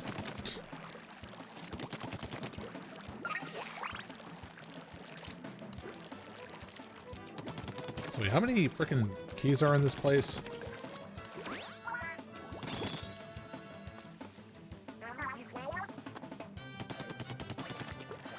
It is, but there's still the matter of all the other things.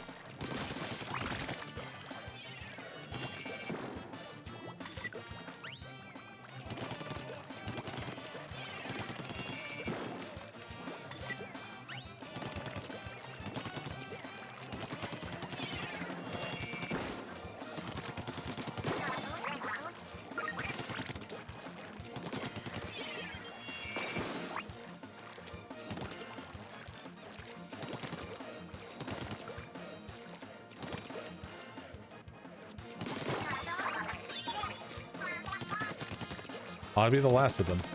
All right. Onwards. 1 egg. 5 eggs. However many eggs this is.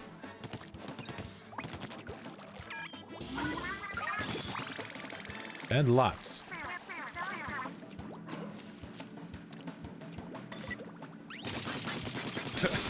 I don't know why I did that.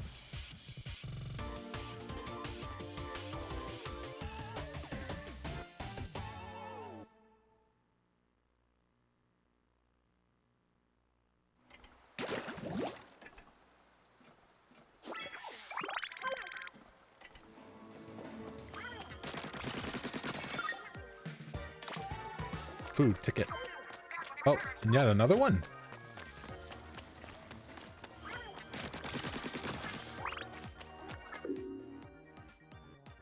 Yeah, we're clearing this out, aren't we?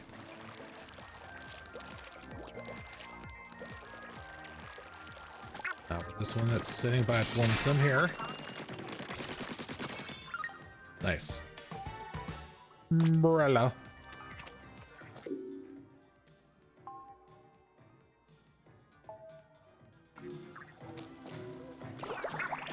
Enter the stamp gauntlet. Unlimited stamping? Well then.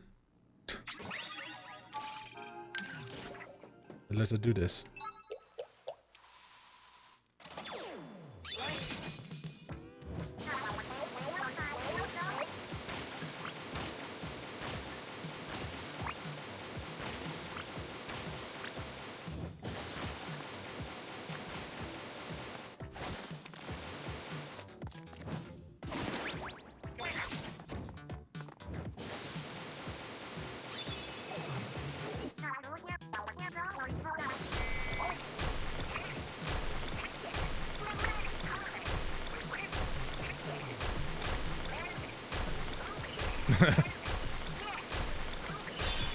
He sounds like he's having a fun time.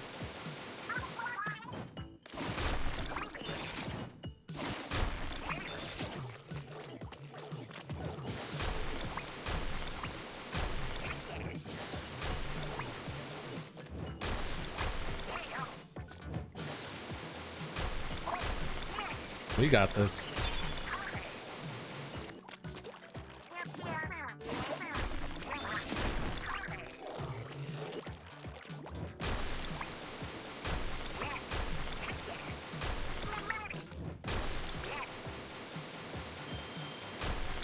Oh god. Oh god. Where's the last one? Where is it? Where is it? Oh my god, it's on the side. Wow. Assholes. I was on such a roll too.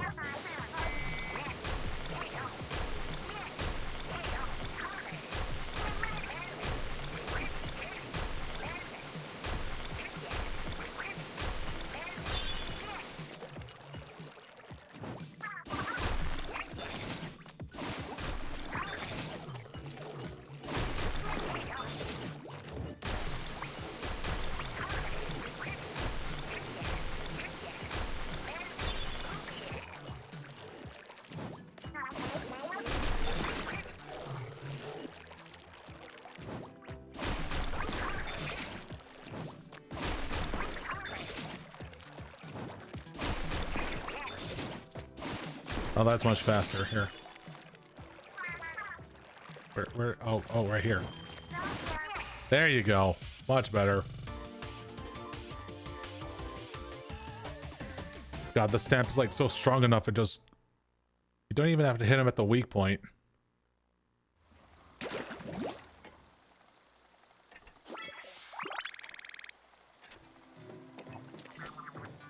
Wait a minute.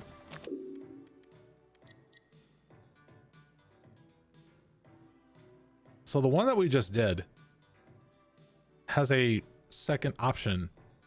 And it's like, well, wait, how do we do that? And why is it even there? Well, I don't know, but... Well, anyway, judging by the amount of stuff that we've completed...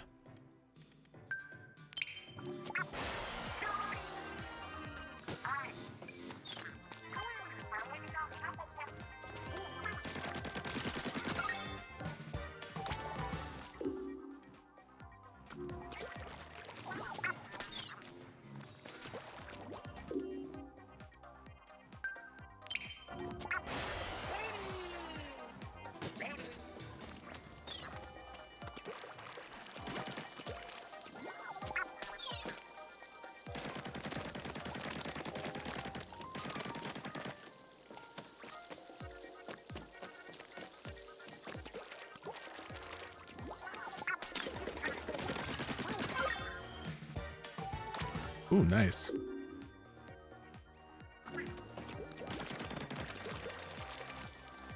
All right, one more, the last spot of interest, which is of course this boss fight, and of course we're gonna be fighting against Big Man, by the looks of things.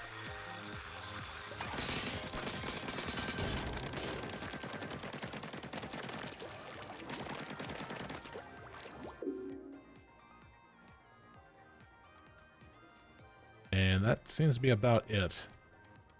But of course we need to go back over here to the beginning because we need to do that whole green balloon challenge.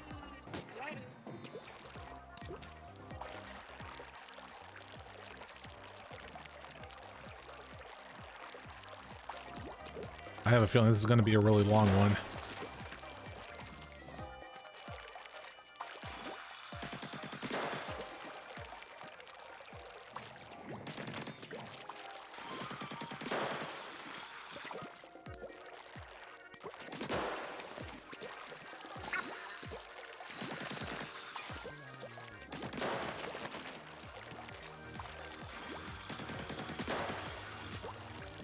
That's a go.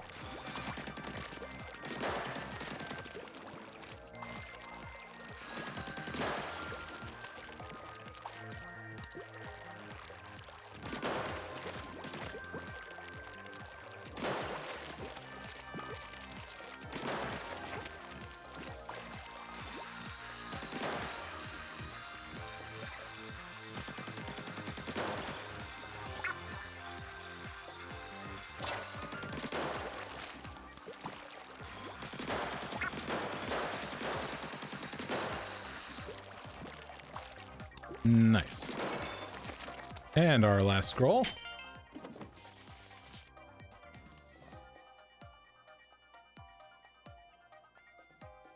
Subject name Marigold.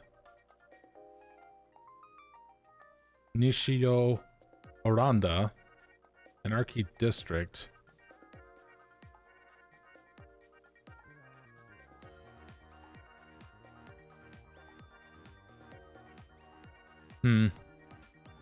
I think they look like... I mean, judging by their identification being crossed off, they look like... Because I think I've probably seen these characters that are like some of the new vendors in Splatsville. I think one of them is like a food vendor, I think. And it looks like they're kind of like, by the sound of it, it looks like they have a bit of a criminal past to them, maybe. I mean, like, they went under the identification of, like, you know, okay, log 6 is not done.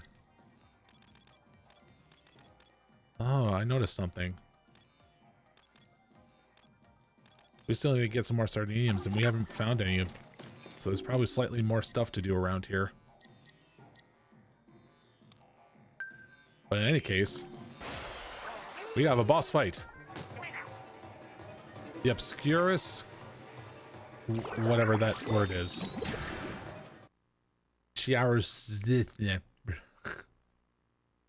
Good.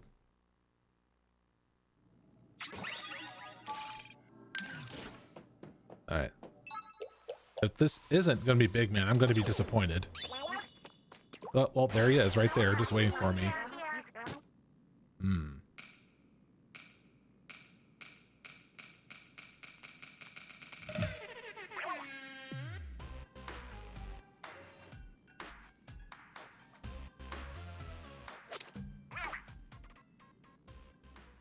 Treasure isn't yours, you can't have it.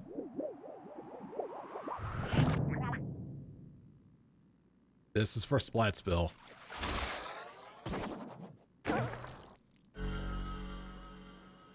Okay, call back to Mario Sunshine. What the fuck?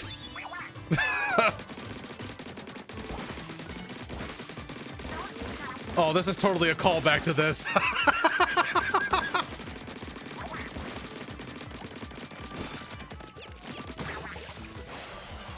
Okay. Okay. I mean, eh.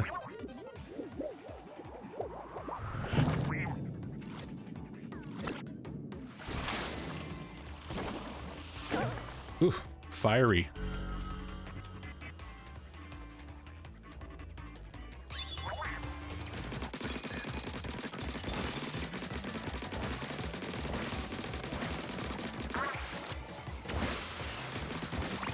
Oh shit, moving fast. Hello?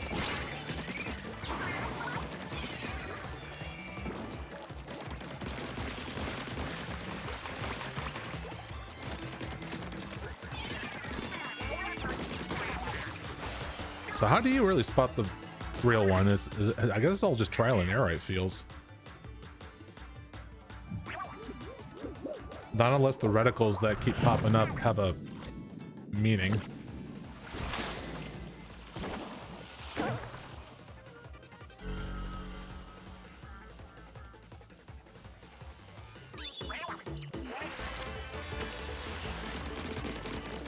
No hard feelings. Oh, he doesn't want to, but he has to, you know. Ooh.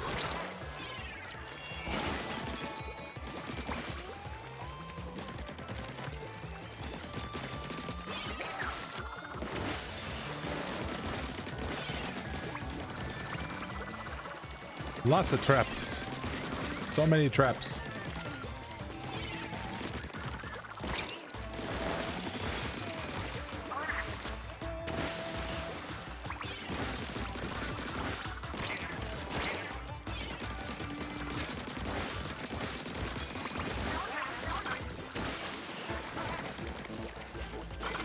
Stop it now, you're gonna get sniped.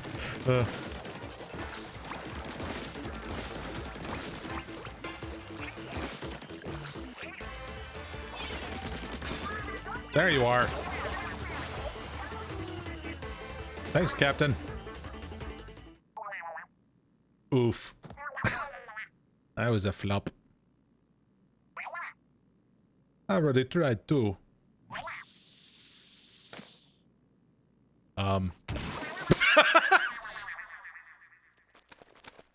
Oh, poor Big Man.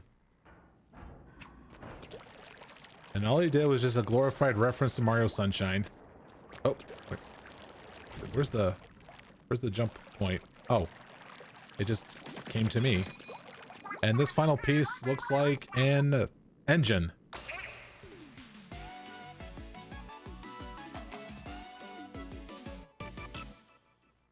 All right, we got ourselves an engine. So if I had to guess, maybe we build ourselves a helicopter that has like blades on it.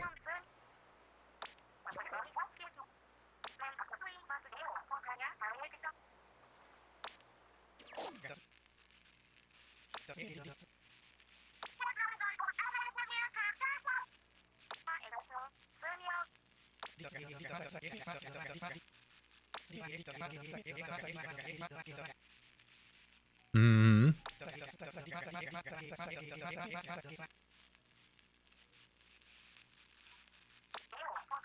Wow. He assumes that he's high up because of his knees hurting. I mean, for someone who probably has ankle problems, that might be the case.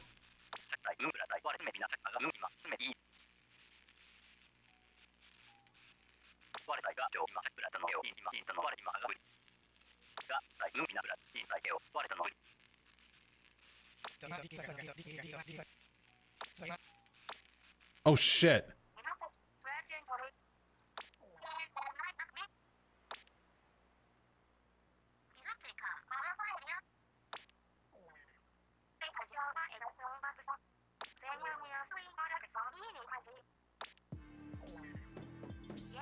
Yeah, so what do we have to do here?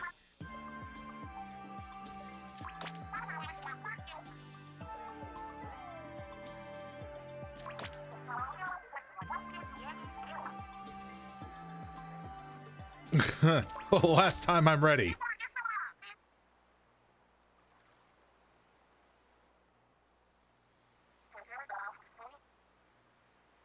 Yeah, that's like ridiculously fuzzy.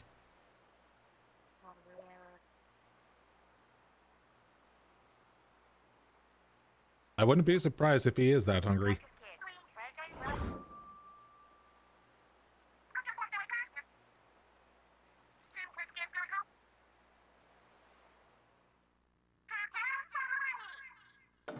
chowder.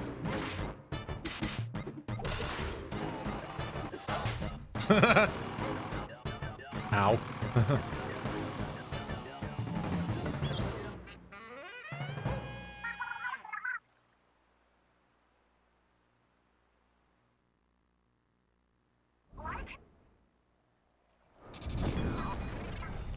Yo.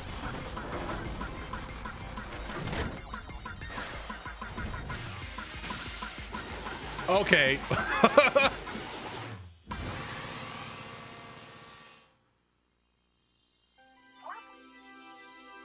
Okay, so it was just a big freaking I guess lawnmower in a sense.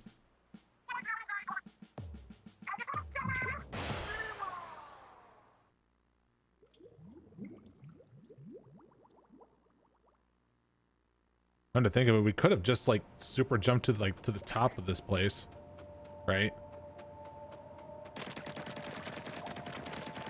But no, laws of video games do not allow.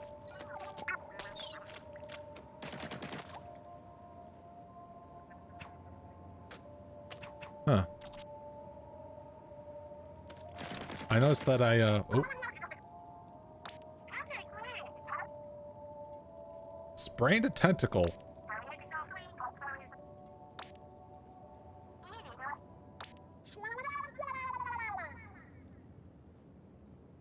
Them again.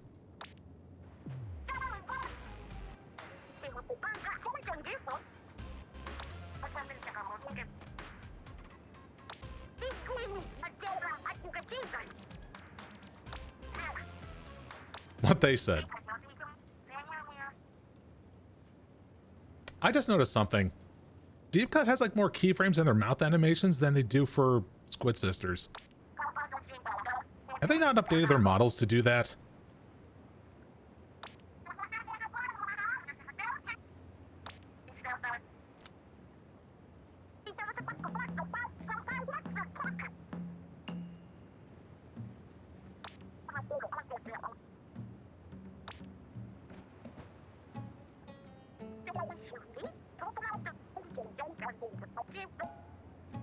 Yeah, this is what I was this is the outcome I was expecting.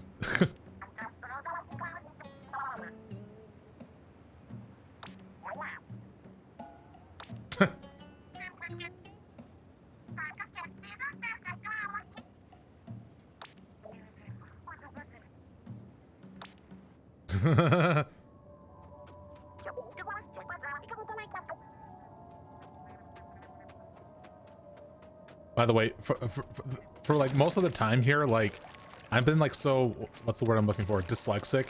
I misread like Fry's name as Fire. I think I thought of the R and Y in her name being swapped. So the whole time I was just calling her Fire. It's like oopsies.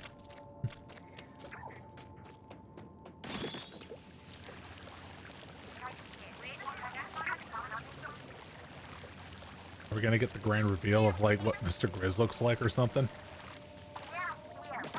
This will be very interesting.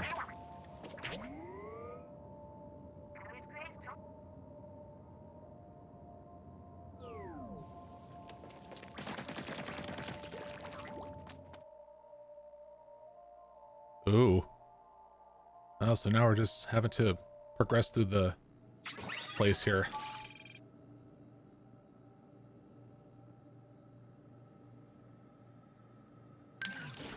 Yep, this is like frickin' that last portion of Octo Expansion all over again.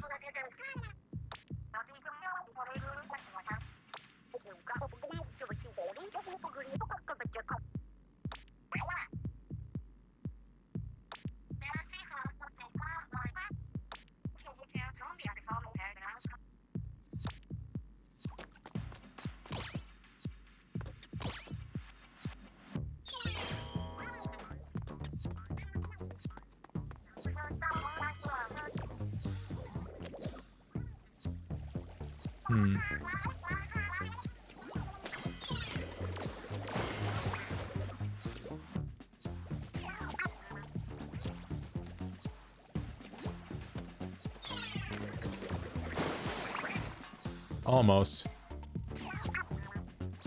Maybe one more. There you go.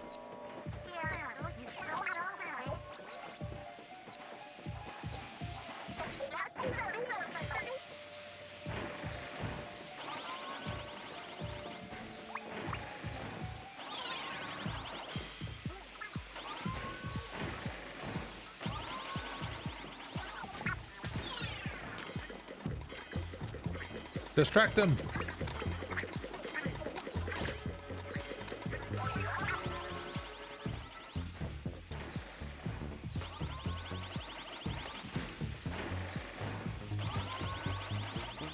Thanks for the lift.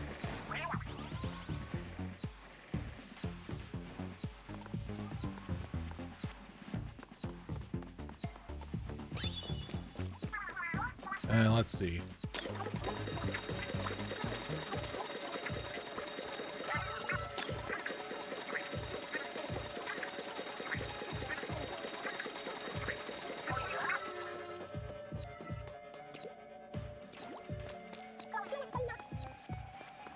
The smell?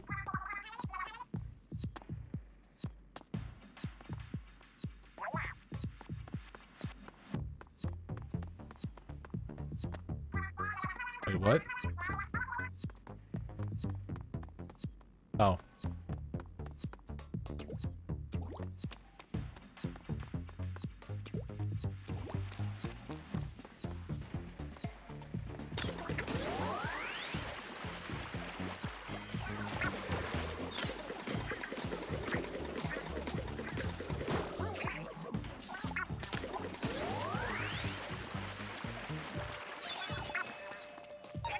Nice.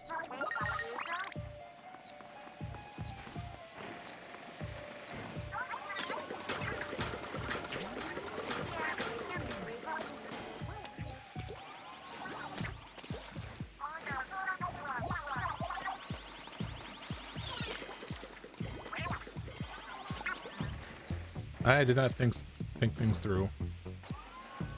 Alright, wait for you to turn around. Wait for you to get pretty much near sort of the end. Actually, I don't know.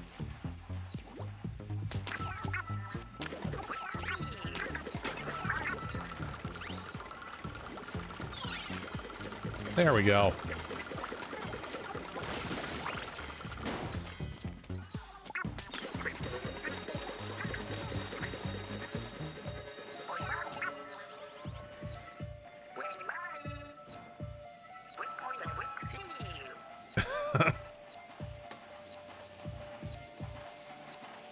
Wow, you're blind.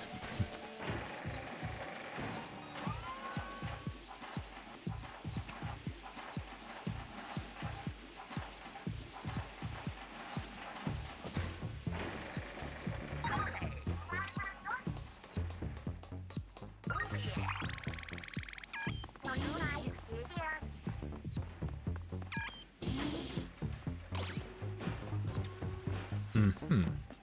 Oh, I see.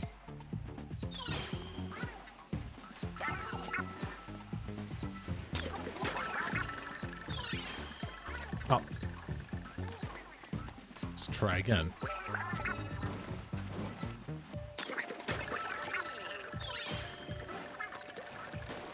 Alright, that'll do.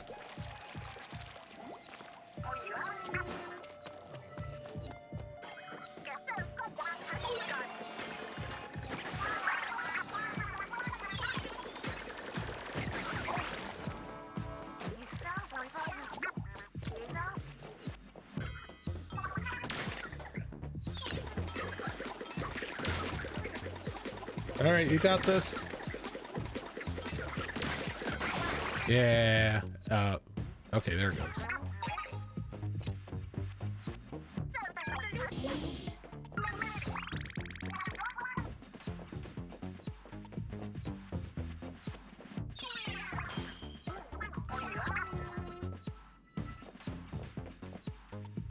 Okay, what do we do here?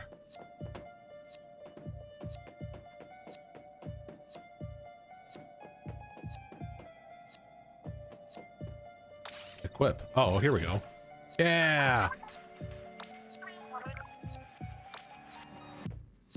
Yep. Got all the gear back. Nice. Alright, proceeding.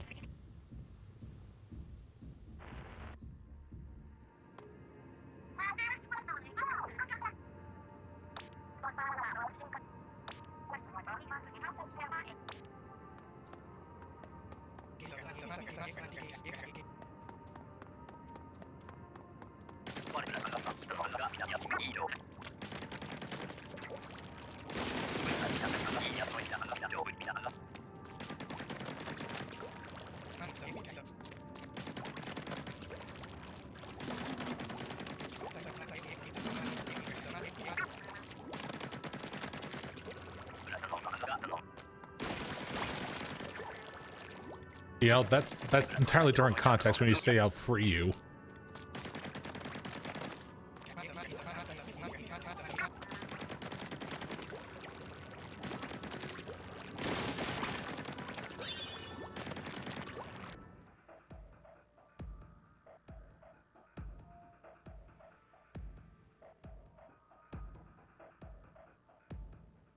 This is getting quite suspenseful. Space Center hangar.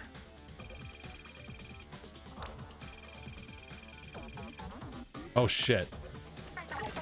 They're really gonna launch that damn thing.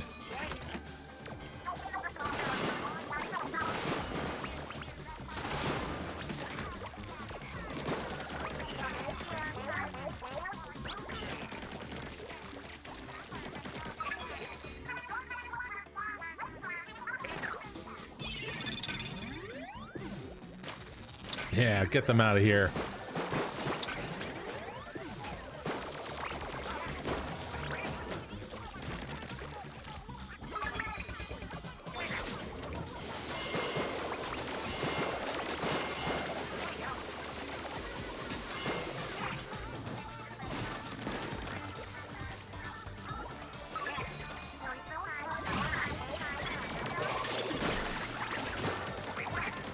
Now this is what we call storming into the place. In before Inkstorm. Oh, even the puns, they're getting to me.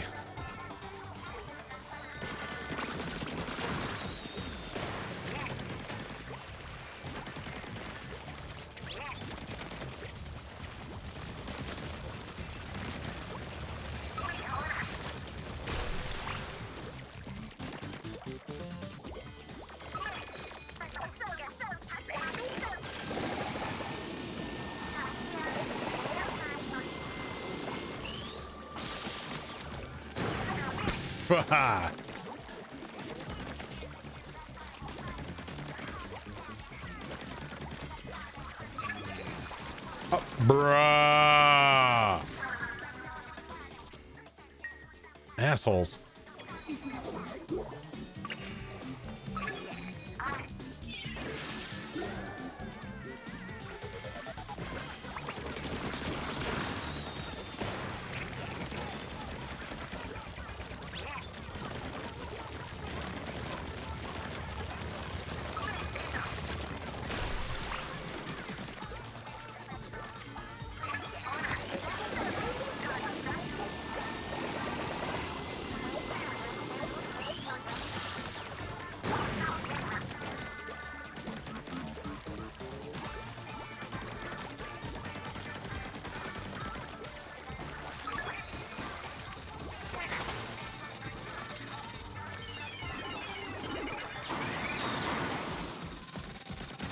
Well, that did nothing.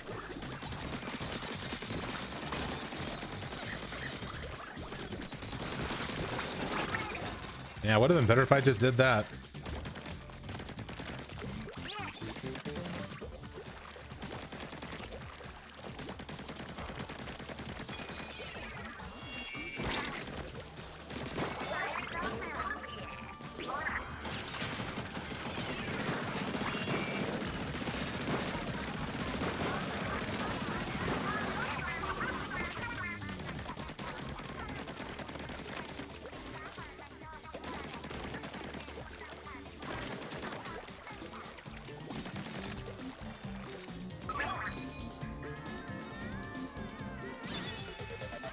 Oh.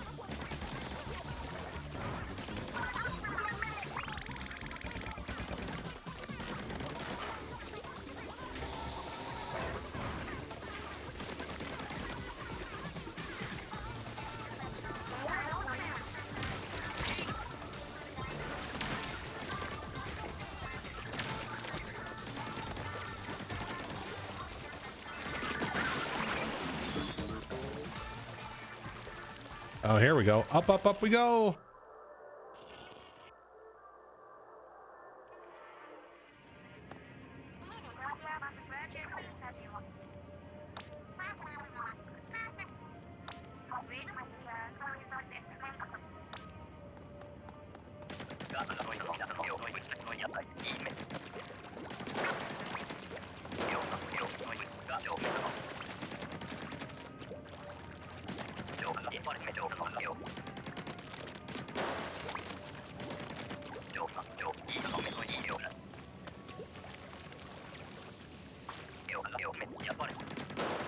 Oh, holy shit.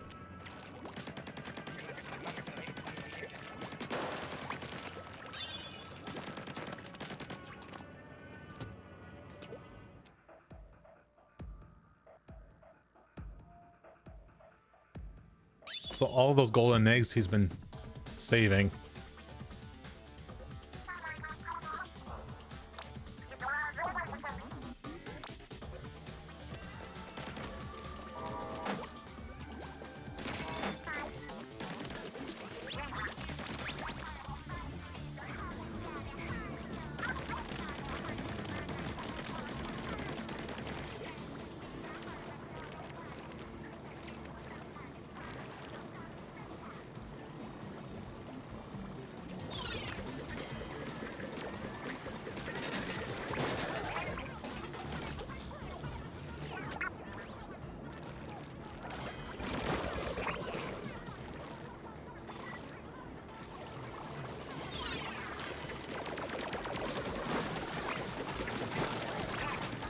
Intercepted.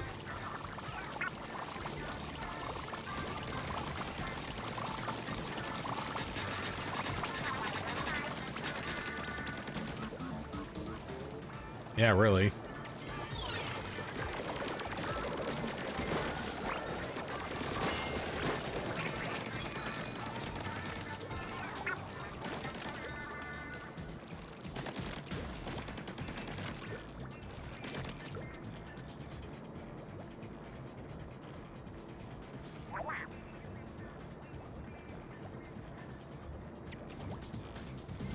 I don't know. Need to open this up. Oh, God.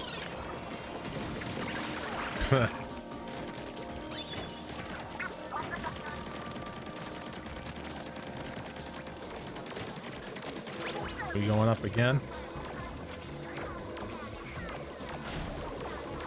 Oh. Not this time. Yo. Trying to get the drop on us.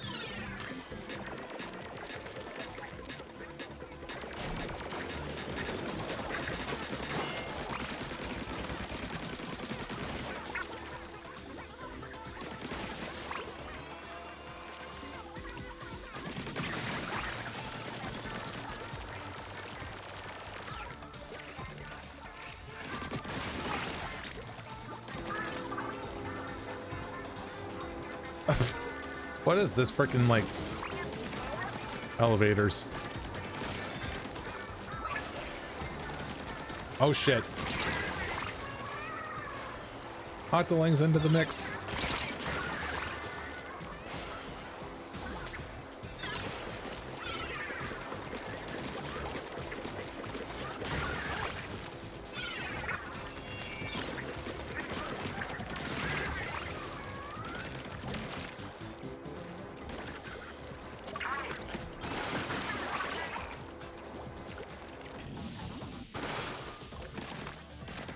Well, that was kind of a waste. Eh.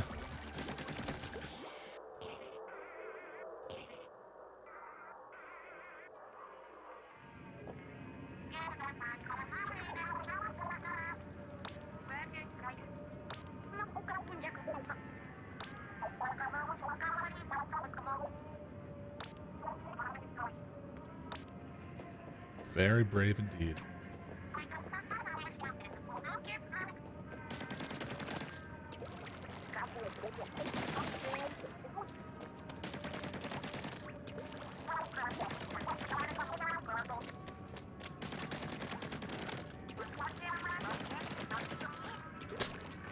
Like how they did a pun on that. Shallow cut.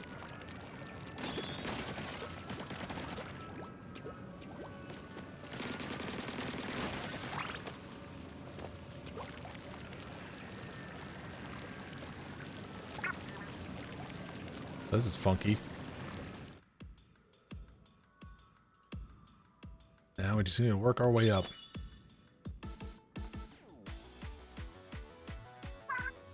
We're in.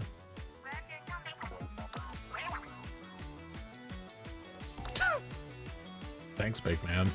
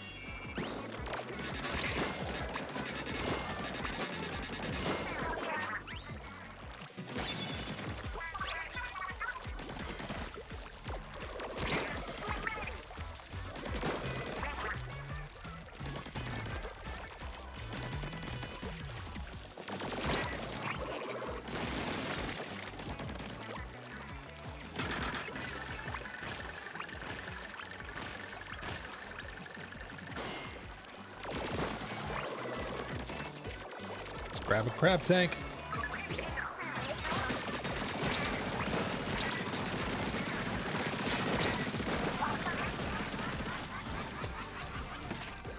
Oh, that was a good use of that. More like a mandatory use of that.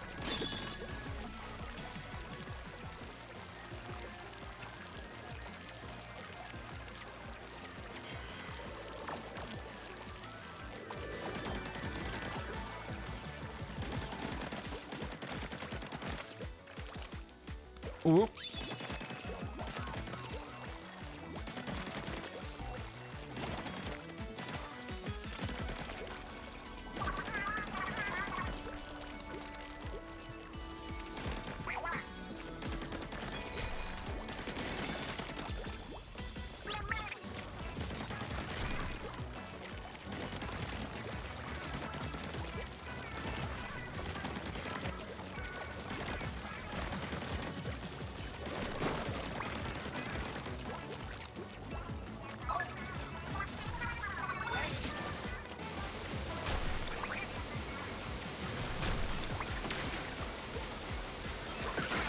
Nice.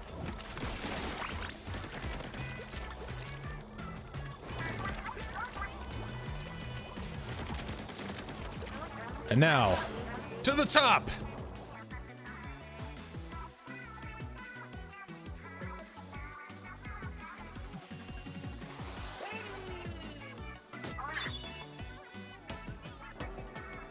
Oh god, there's still more. Also, where are all these orbs?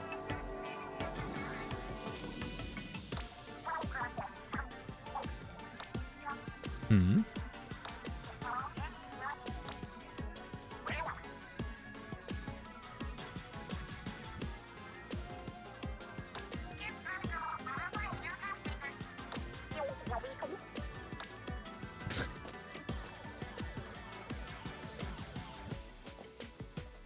Kind of looking at those energy cores. Oh, they're like small little, like, you know, electric eels, or little zapfishes, I meant. Like zapfish eggs?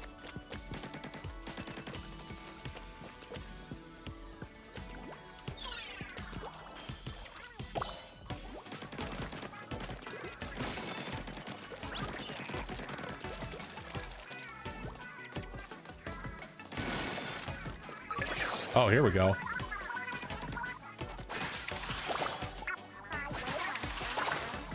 Oh good, there's like unlimited use of this. That would explain it.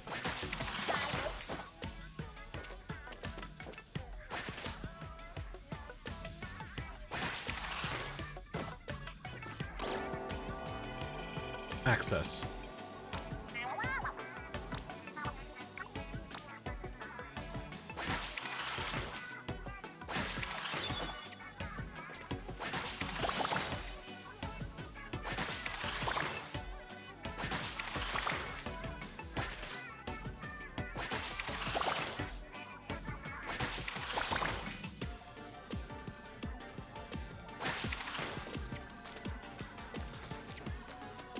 Oh, I see.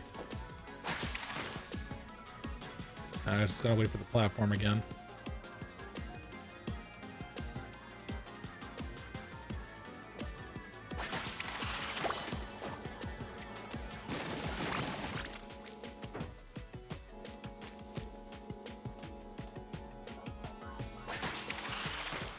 What the hell?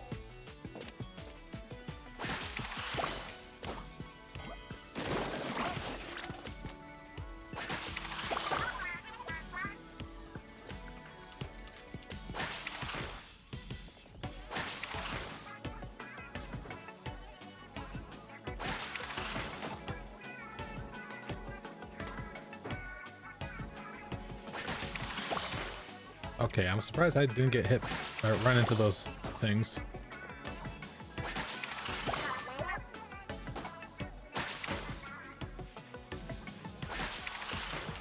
There we go. Oh, am I missing one?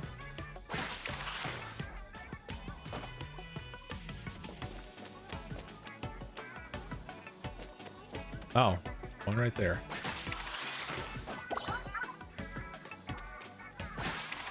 Yeah, now we can do it. Now we can do things. Oh god, the wall.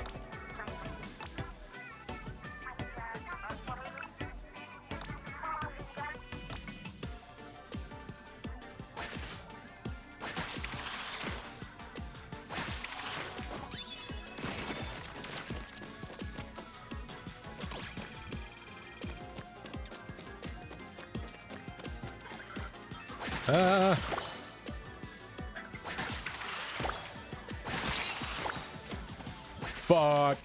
Ah. Okay. I've recovered.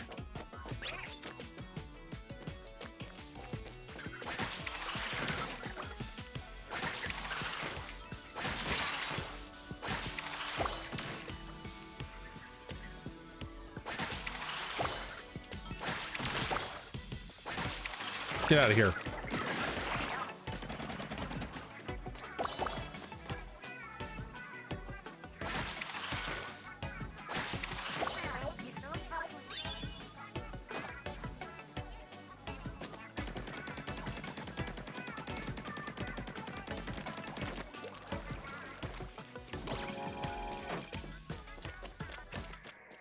All right. It's time to confront Grizz.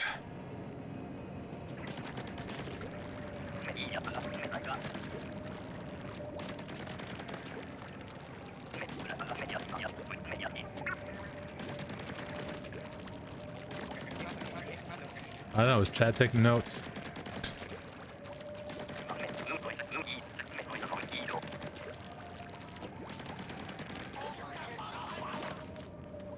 Holy shit! No.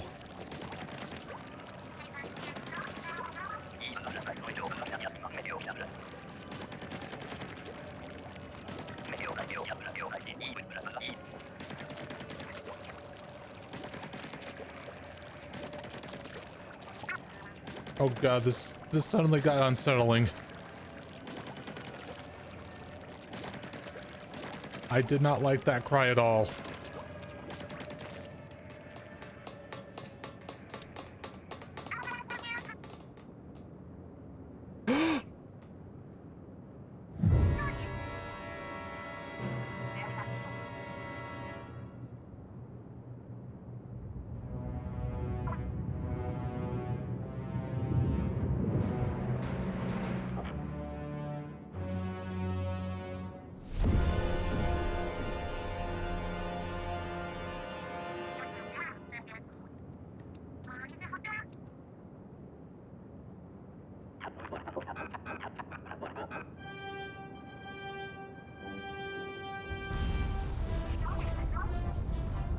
What is this music?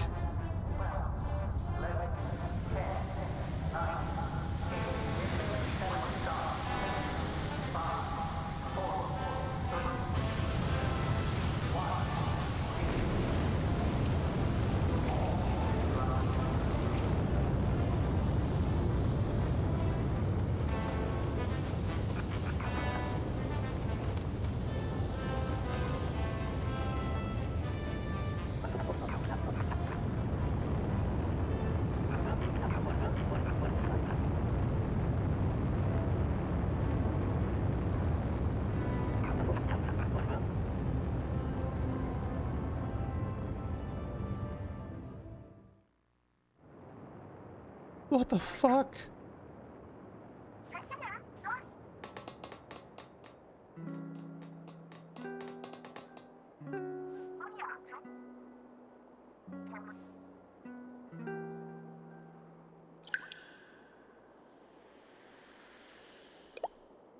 Oh, of course, Pokemon tears.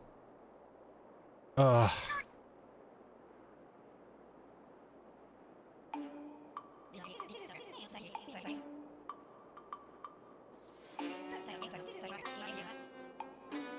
Oh no.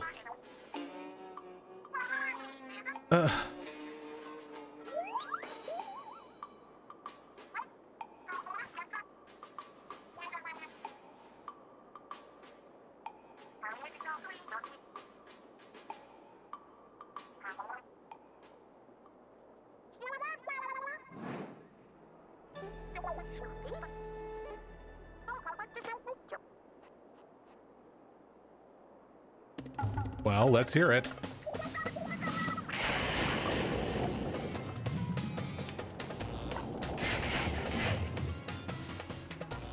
What? What the fuck?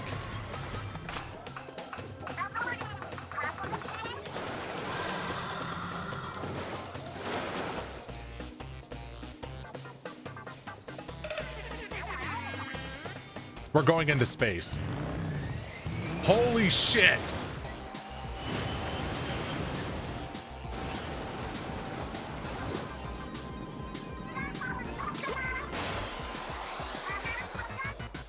Let's go! How was he catching up? Oh, small fry.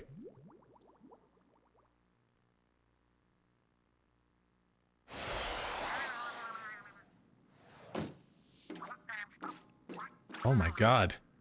We're in space!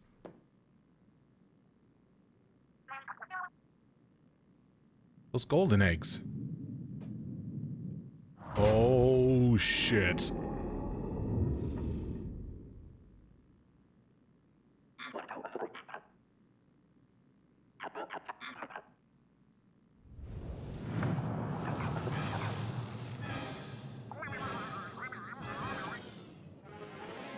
Very well then.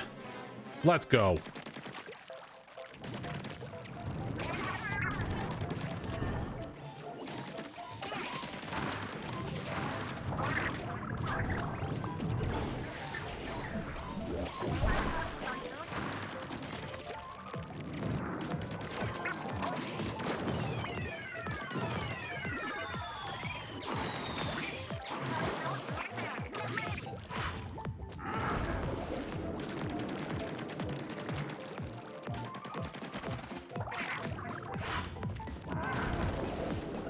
Oh, I see.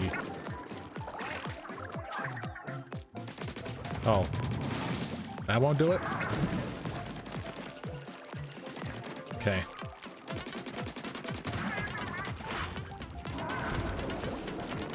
Okay, this is like not a boss fight music I was expecting.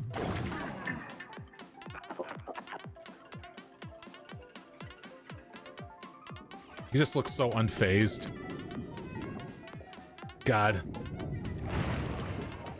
So, okay, obviously this guy's originally, you know, probably just a normal ass bear, but then just got mutated by the ooze to be like this goddamn giant. Of course, because he's like metastasizing like elsewhere.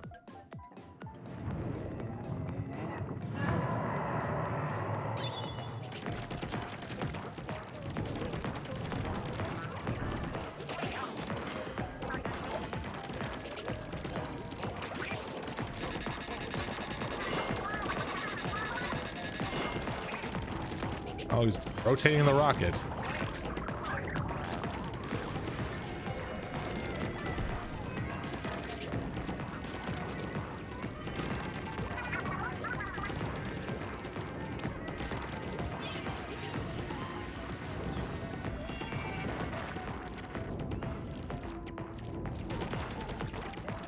Well, that was a fun diversion.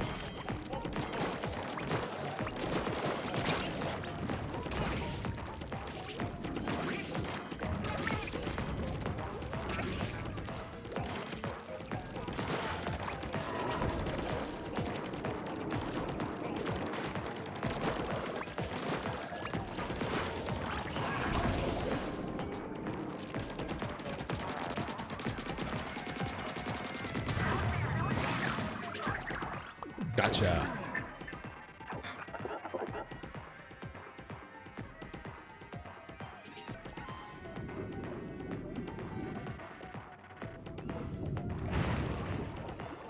God, for how big this guy is, he really is like not fazed by any of this.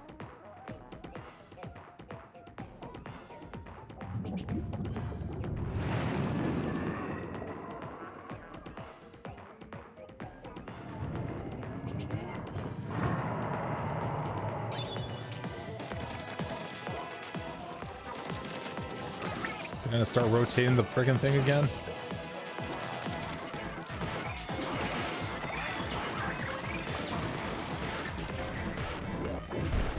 Oh okay, I didn't get enough of a jump start here. Okay.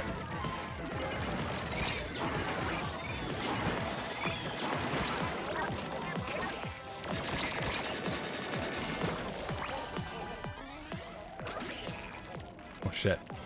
Now he's rotating it.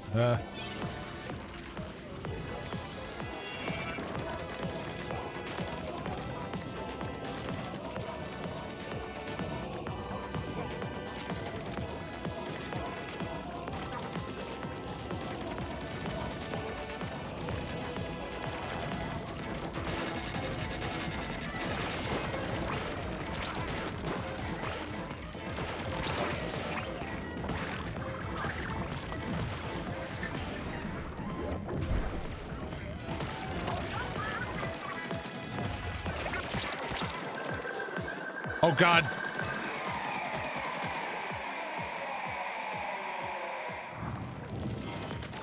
He had access to the killer whale, it seems. Or killer roar in his case.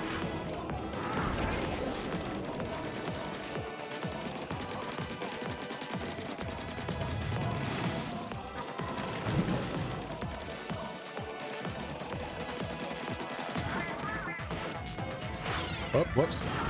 Yep, gotta do the thing first. Oh.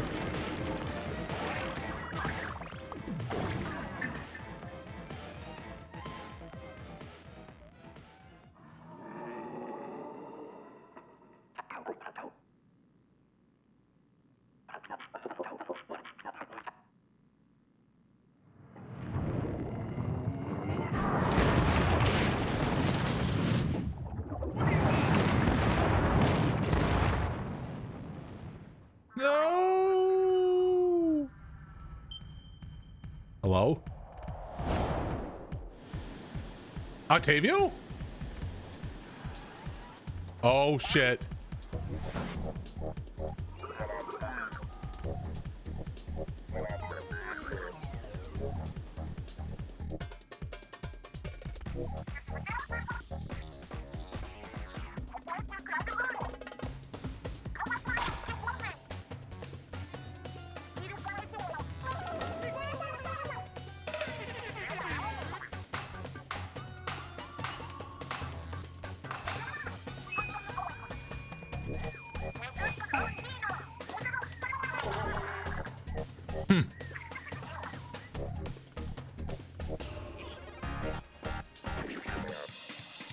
Oh shit.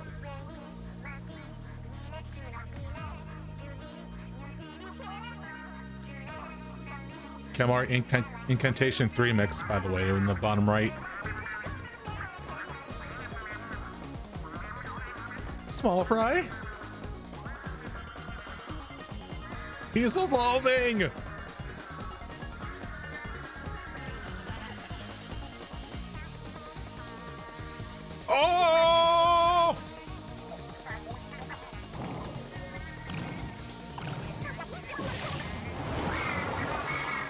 Oh yeah! Pigman's got the right idea.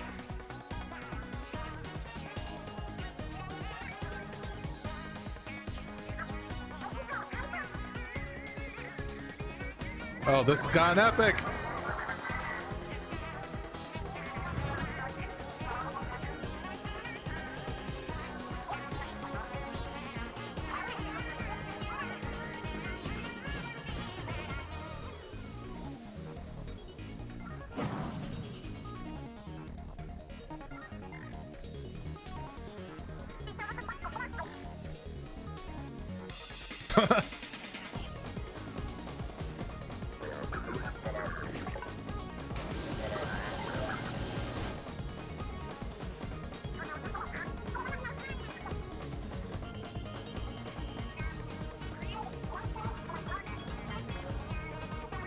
Oh boy. All right, let's do this.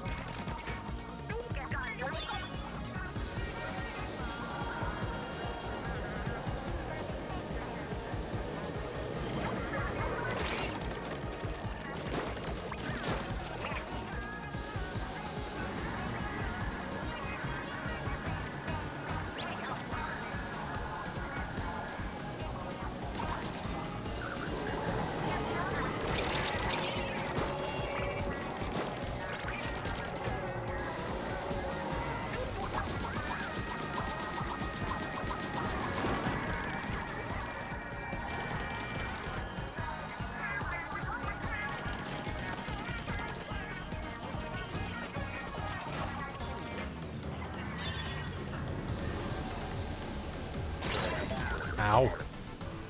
Oh, those are fakes.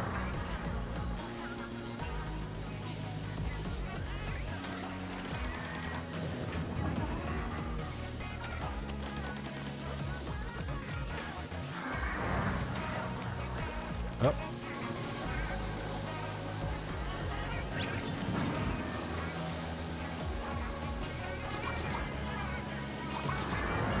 Ah. Oh, almost.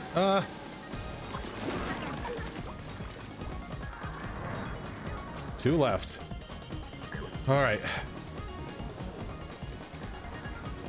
Right on his bum. Oh, hi.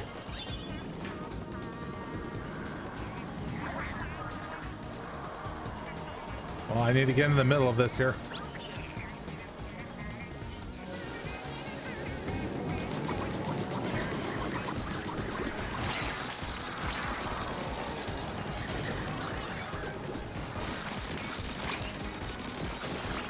Ah.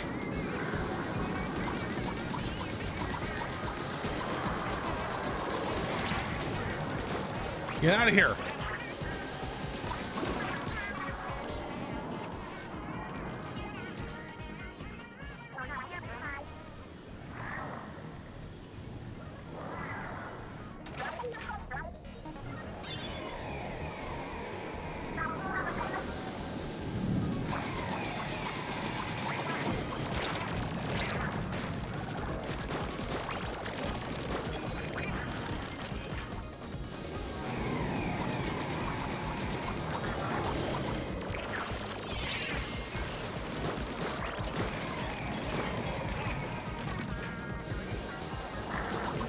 Shit.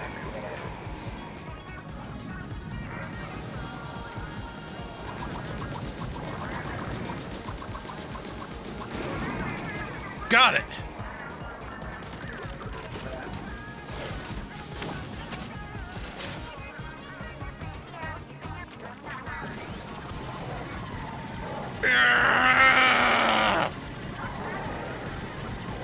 Go down, Chris!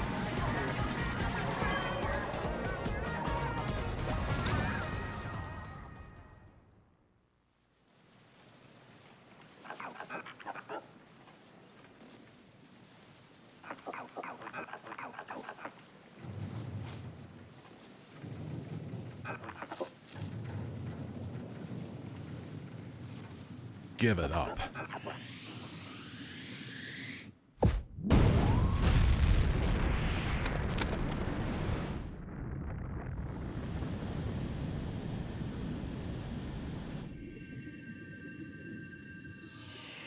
buddy.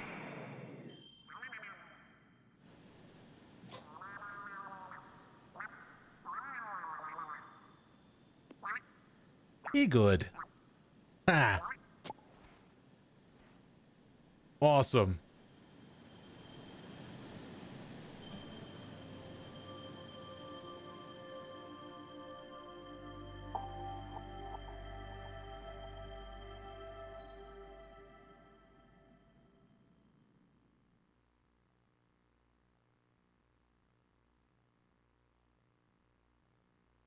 You know, when it comes to the hype, all you gotta do is go to space.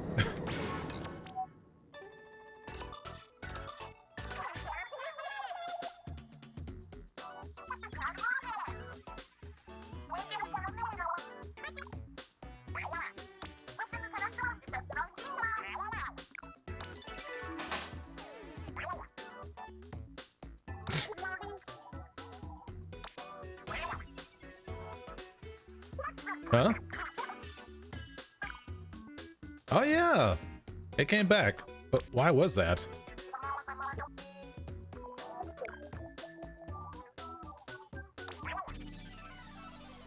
Yeah, so wait, what happened to the Great Zapfish? Was it like used to power the frickin' rocket? I didn't even see it anywhere.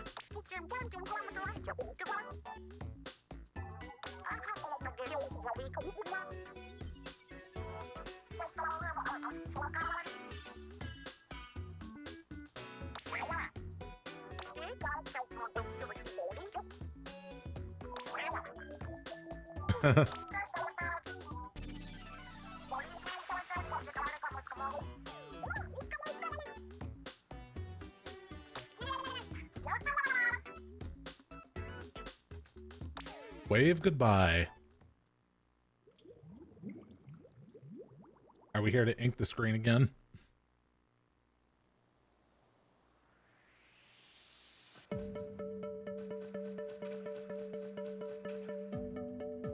Oh, apparently I'm not using motion controls for this here.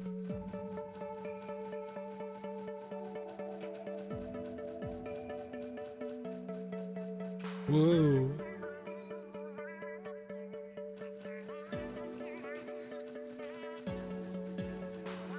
Well, there you go. Mr. Grizz has been destroyed.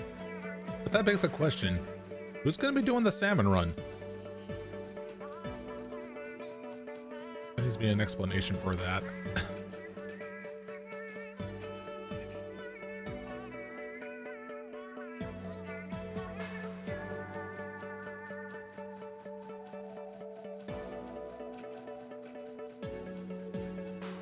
Anyway, poor Cuttlefish.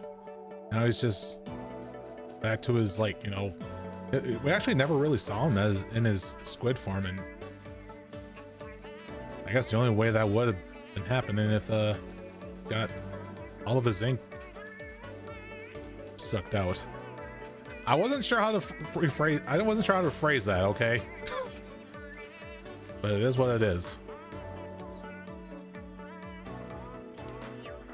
Oh my god, this whole earth is getting inked.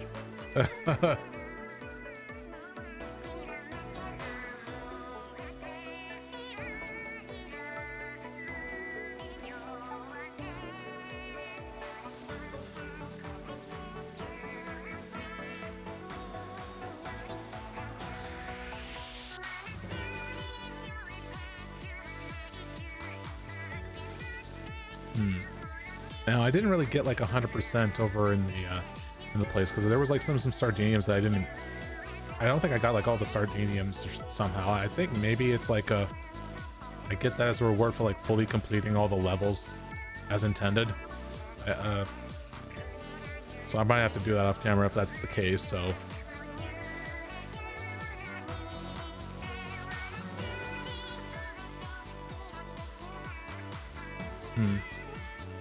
well, I can see that do I think that the single player has been improved? Yes. Does it feel like it gets repetitive? Also yes. So I say it's not perfect, I say, because I I mean, I think it worked for Octopus expansion just because it was a bunch of like short form challenges, and they were also difficult in a lot of places.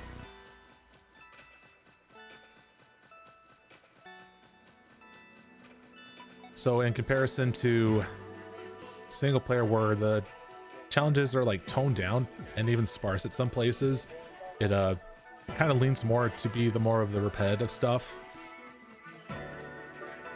So yeah, I wouldn't know like if there was ever to be like a Splatoon 4, how they were going to make it more interesting. So I think like the whole like linear level design would have to change up into something else, I think.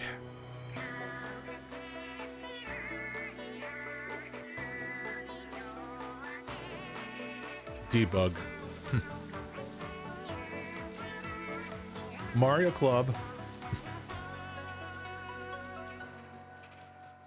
What about Deer Force?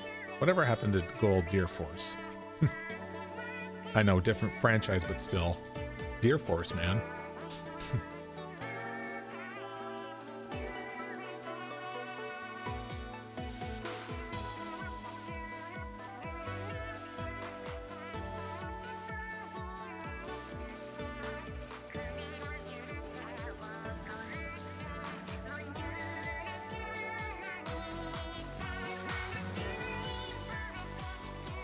Bandai Namco.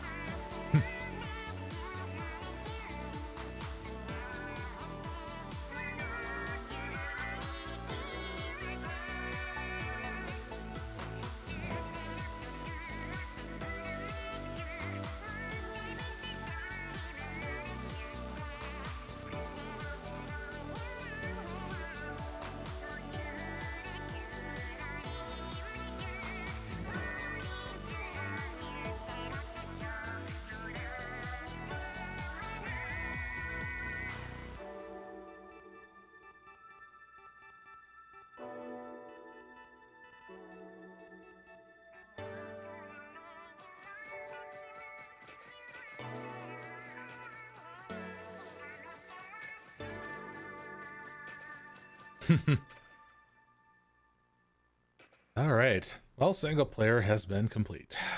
Well, not 100% complete. There's still a few other things I could do, but all things considered, we're done.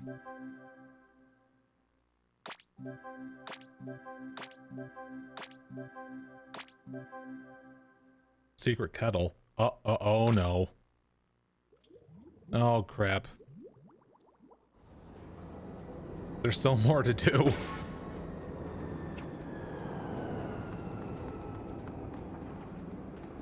New badge. Well, whatever that is, that secret kettle is, we need to find out what it is.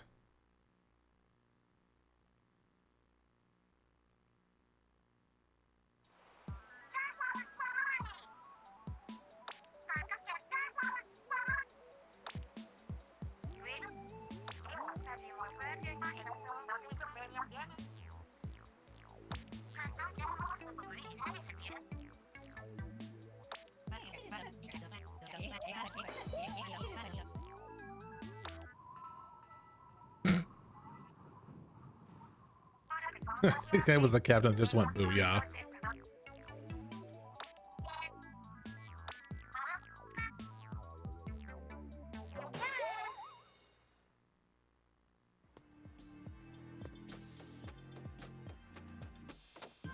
All right, now the question is, where is the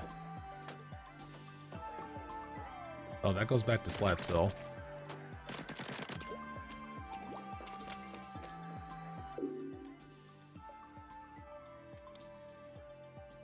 And that's back to the camp. Oh, here's the remainder of the Sardinium.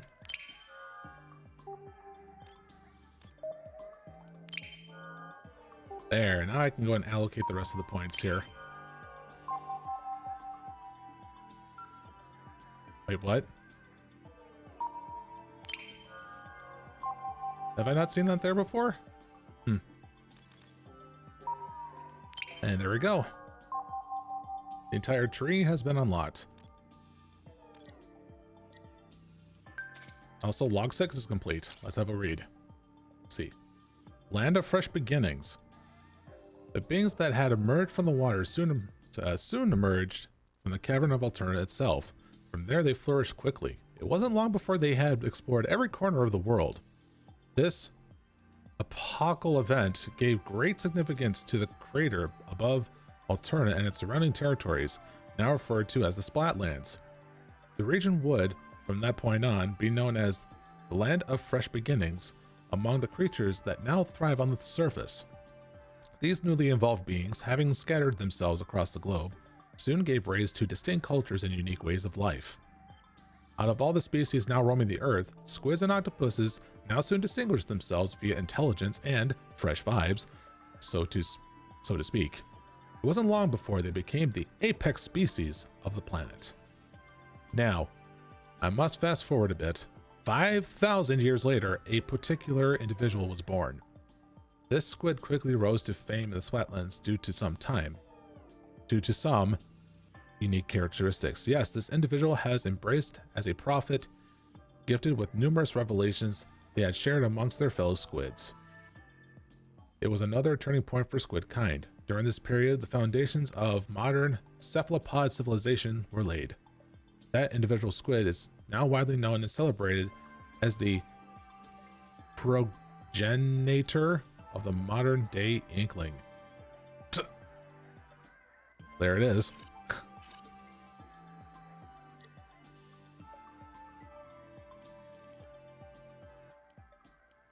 All right, now question is, where the heck is that secret thing?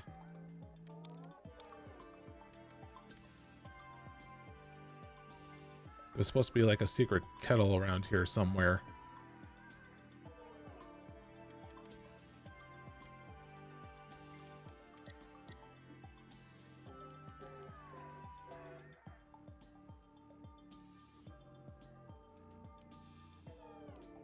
I don't see anywhere here on the list, unless it's in Site 6, but...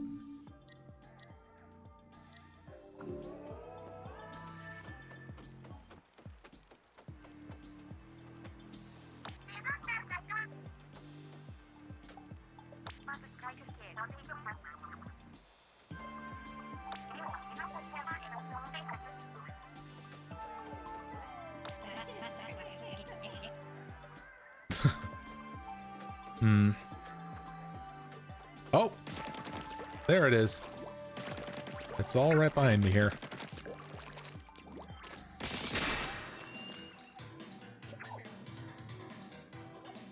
Reach the goal to gain access to the something log. Oh, and this has a steep requirement.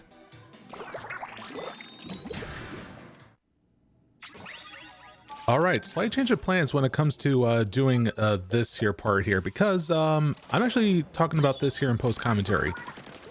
Normally I wouldn't do this, having to put in something like this, like in a VOD of all places, but I figured for the sake of completion, I wanted to go ahead and show off me being able to do this level here.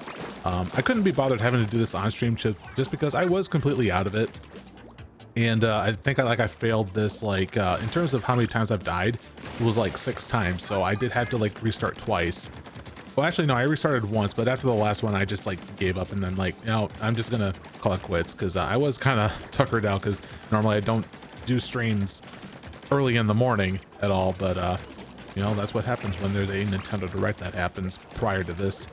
But anyways, again, just wanted to go ahead and show what it's like going through this here level. And for what this here's like off camera footage that I decided to do, and during the session it was surprisingly short in terms of like a completed edited progression. It was like 18 minutes, but in terms of the full recording it was like a little bit more than that. I want to say like maybe 25 minutes.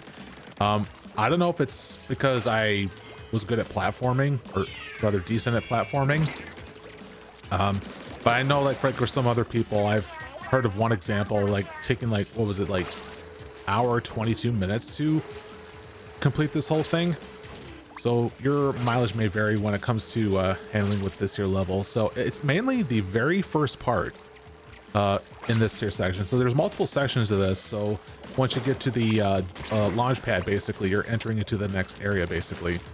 And to relieve anybody's worry that I had initially, yes, there are checkpoints, but it's sparse. So just be patient. Once you get to the next one, and if you have power eggs to spare, you'll be able to get through this no problem. So it was pretty much just easy peasy in my case. So, but anyway, since I am doing this in post commentary, this gives me a chance to better consolidate my thoughts in regards to what I think of the game so far, and it's just mainly talking about the campaign. So to talk about this, I think overall it's good. I obviously wanted to do this campaign first above multiplayer and even Salmon Run because of well, I just like the lore. It just seems so enticing, and the sunken scrolls and the alternate logs that was given to us, I thoroughly enjoyed it. Like, it definitely shed a lot of light about, like, you know, like the origin of the Inklings, and like the fact that there was still human civilization that was happening still, that was just happening underground, essentially a big like Fallout scenario in that case. And yeah, it was nice to hear some insight about this, as well as having to hear about the additional log that's going to be rewarded to us at the end of this level. And when we get to that part, I am going to be switching back to live commentary, me having to read the log. But I'll go ahead and having to elaborate on this prior to this when we get to that, before we get to that point. So anyway, to continue talking about my thoughts on the campaign. So in terms of the gameplay, there were definitely a plentiful amount of missions that I felt was pretty samey and watered down in terms of difficulty, because this is me coming off of Octo expansion, where there was definitely a lot of like shorter but tougher levels. So I guess because like this is the base game, I think them having to tone down the difficulty majority of the time had to been taken into account for this. But still, the overall like structure of like you having to select a weapon before you go out there, having to do certain things, I still like them having to use Octo expansion as a reference to get some challenge variety, and even for the idea of how they wanted to structure the final level when trying to get to the rocket, pretty much. So so even though there were some levels that were samey, having the Octo expansion as a reference was still welcome. I still appreciate that. And it does make me think about like when they ever do the fourth installment, like how are they going to like evolve from that? Because like it's just because my problem with the samey and watered down difficulty had to do with the idea of like how you get from point A to point B, where a lot of some of the levels are like involved, say like, you know, it feels like blind. I felt blind to the way you traverse the stages. Like, oh, traverse the stages by using sponge blocks, or generically climbing upwards, or shifting platforms. Like, it's standard platforming stuff. It just doesn't really stick out as something exceptional. However, again, with the whole Octo expansion stuff, having different types of challenges, such as, you know, bowling basically with break the targets with the use of a curling bomb, or even having to like carve your path with only a curling bomb with limited ink, things like that, or just simply dodging things without ever having to use your weapons or something. What else?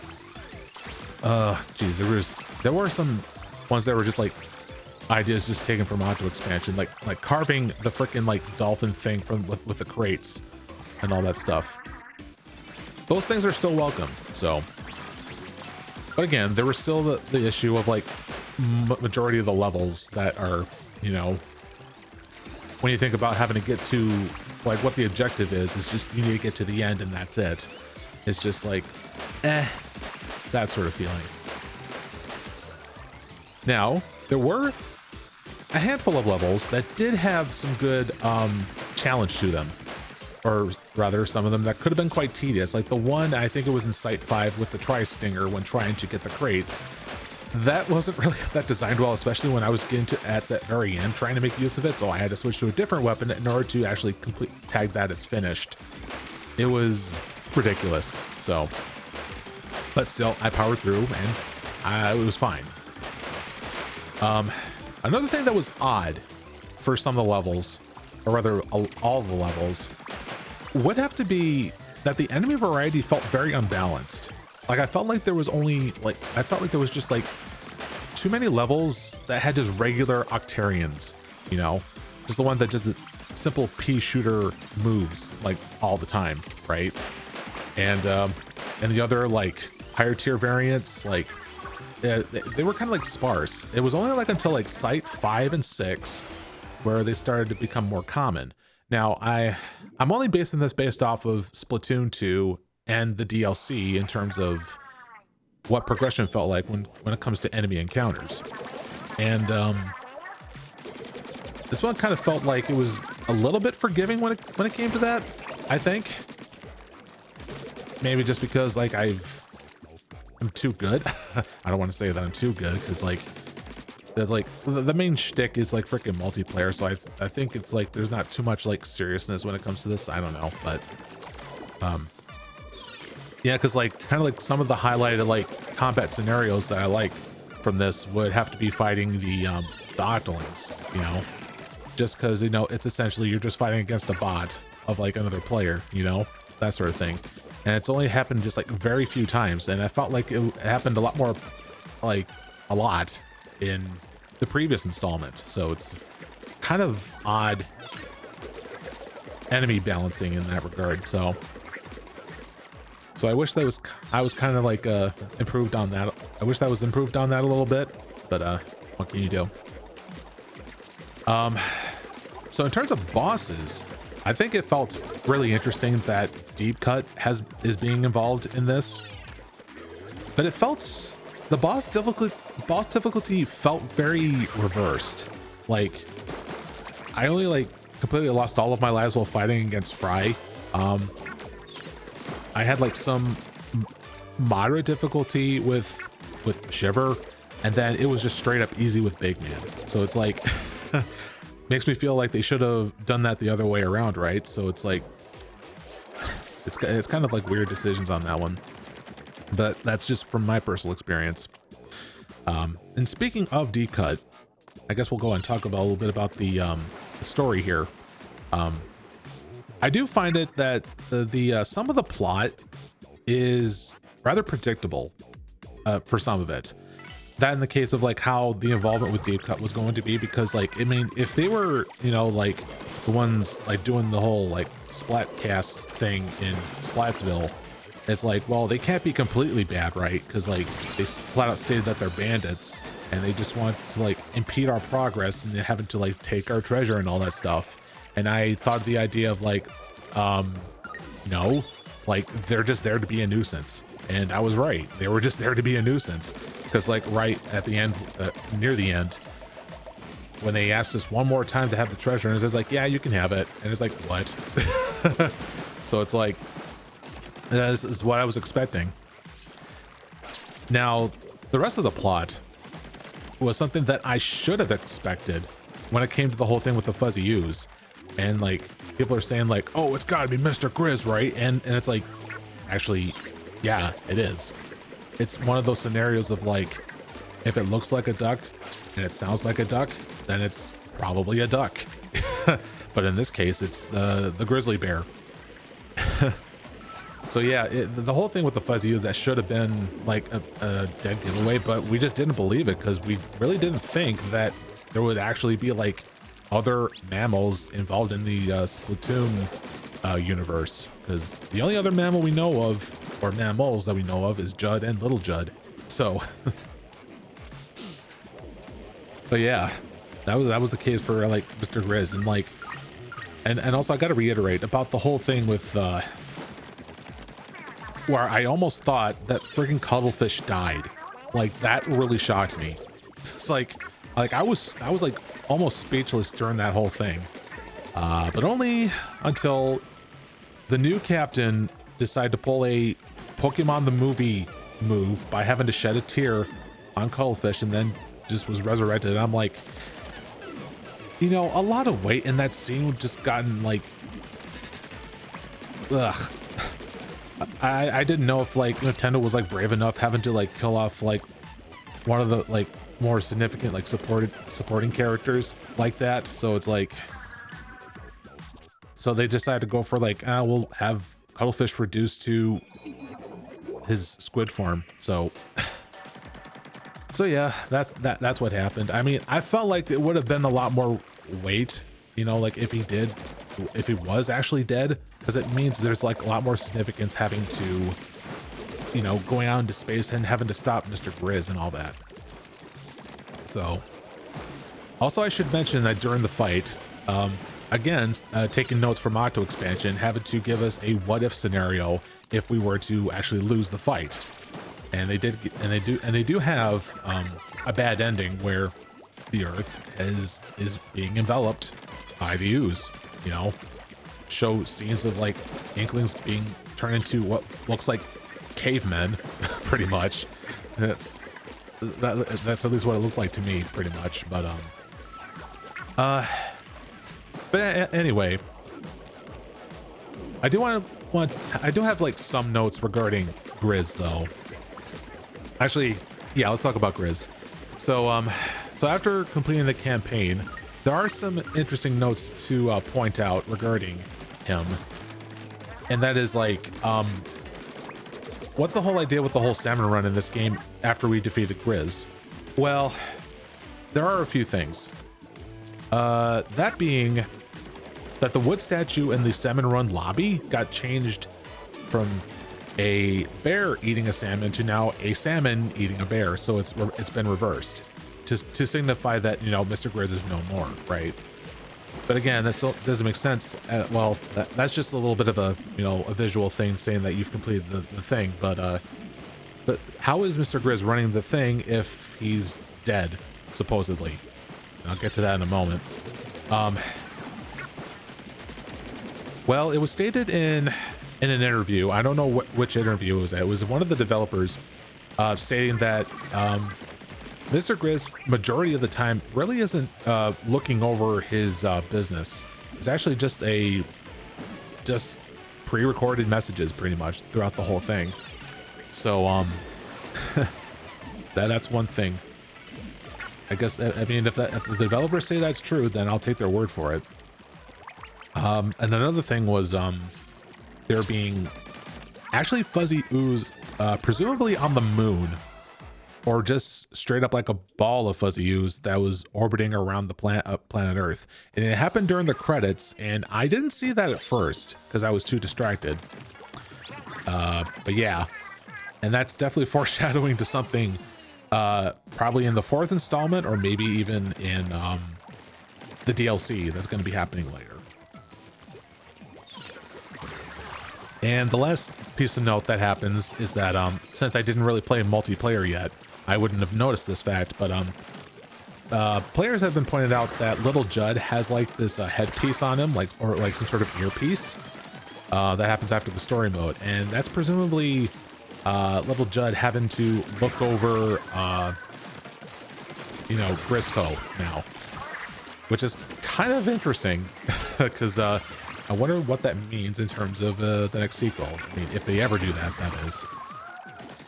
So yeah, I mean, that's kind of like the loose info that we got about it. Nothing really direct. We'll just have to wait and see if the DLC is going to touch upon it at all. So, I mean, that's the notes I can think about regarding Grizz. And one last thing, would have to be kind of like maybe something that hasn't really been explained, at least not well, would be what happened to the Great Zapfish? Where was it during the campaign? Was it used to power the rocket? I mean, during the shuttle climb, there were these like little like energy cores or something like that, and upon closer look, they do have like those like catfish whiskers on them. So that could be the case. So so yeah, so maybe the Great Zapfish has been used in the rocket or something like that. But if for some reason it hasn't, I kind of probably have a feeling that what happened during the time of the main campaign will probably at the same time will probably be what the DLC could be. Maybe the Zapfish actually has some sort of involvement with the DLC. But again, I'm just throwing out speculation, so cannot really say that for sure. And so to wrap things up, I do have a couple of notes regarding the campaign. Some extra things that happened. I'll say that if you're going to be 100%ing this, having to complete all of the kettles with all the weapons, they do absolutely nothing. Because I did all of them. You do not get anything extra. So just to save even the pain from having to do some extra stuff, that's not needed. Unless you want bragging rights. There is one other thing that I haven't shown, and that is what's called the shell drone. And what happens is that you get 100% area surveyed. So if you look on the map, you see any gray patches anywhere on the map, you just need to walk to them to find them 100%. Then after leaving Alterna and then coming back, over at the Squid Sisters camp by the helipad, you'll find this drone that you can spend the remaining power eggs that you've collected during the campaign to have that thing essentially collect, I would assume, things like, you know, like food tickets or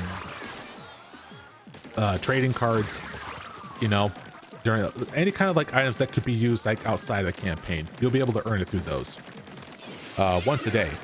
So I'm like, okay, fine. I was thinking there had to have been some sort of use of the power egg somewhere, right? So thank God. But anyway, that's going to be it for me having to do the post commentary stuff. I'll switch on over to live to read the log, and that'll be it for the VOD. So thanks for watching or listening. It wasn't actually that bad. Okay. It was only like the first one that you had to get over that huddle. And then you're good.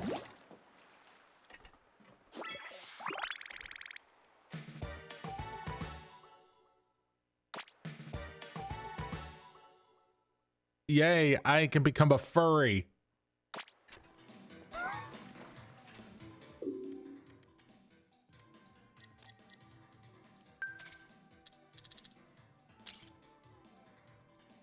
Recall for a moment the first apocalypse that devastated the human race. Those who escaped into the caverns of Alterna are not the sole survivors. There were others who escaped via a giant rocket ship, the Ark Polaris. Launched in the nick of time, the ship was laden with many of Earth's species that had been placed in a cold sleep. The mission was simple: find another planet to replace the Earth. Considering the circumstances of its launch, the Polaris had a smooth voyage until it reached the edge of the solar system. It was at that point the debris struck the vessel, damaging its navigation system. The crew was unable to turn the ship around and head back toward Earth. But the effort was in vain. There was not enough fuel to attempt a landing. The Ark Polaris drifted aimlessly for 10,000 years. Eons passed. The once stable orbit of the Polaris decayed over time until the ship found itself in the unescapable pull of the Earth's gravity. Re-entry was not kind to its inhabitants. All perished, save one. Bear number 03. An experimental subject who had retained consciousness within its cold hibernation survived.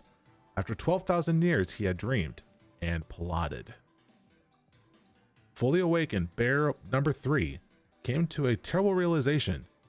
He had not landed on a new planet at all. He was back on Earth, and yet it was not an Earth he knew. This Earth, it seemed, was dominated by sea creatures, not a single mammal to be found.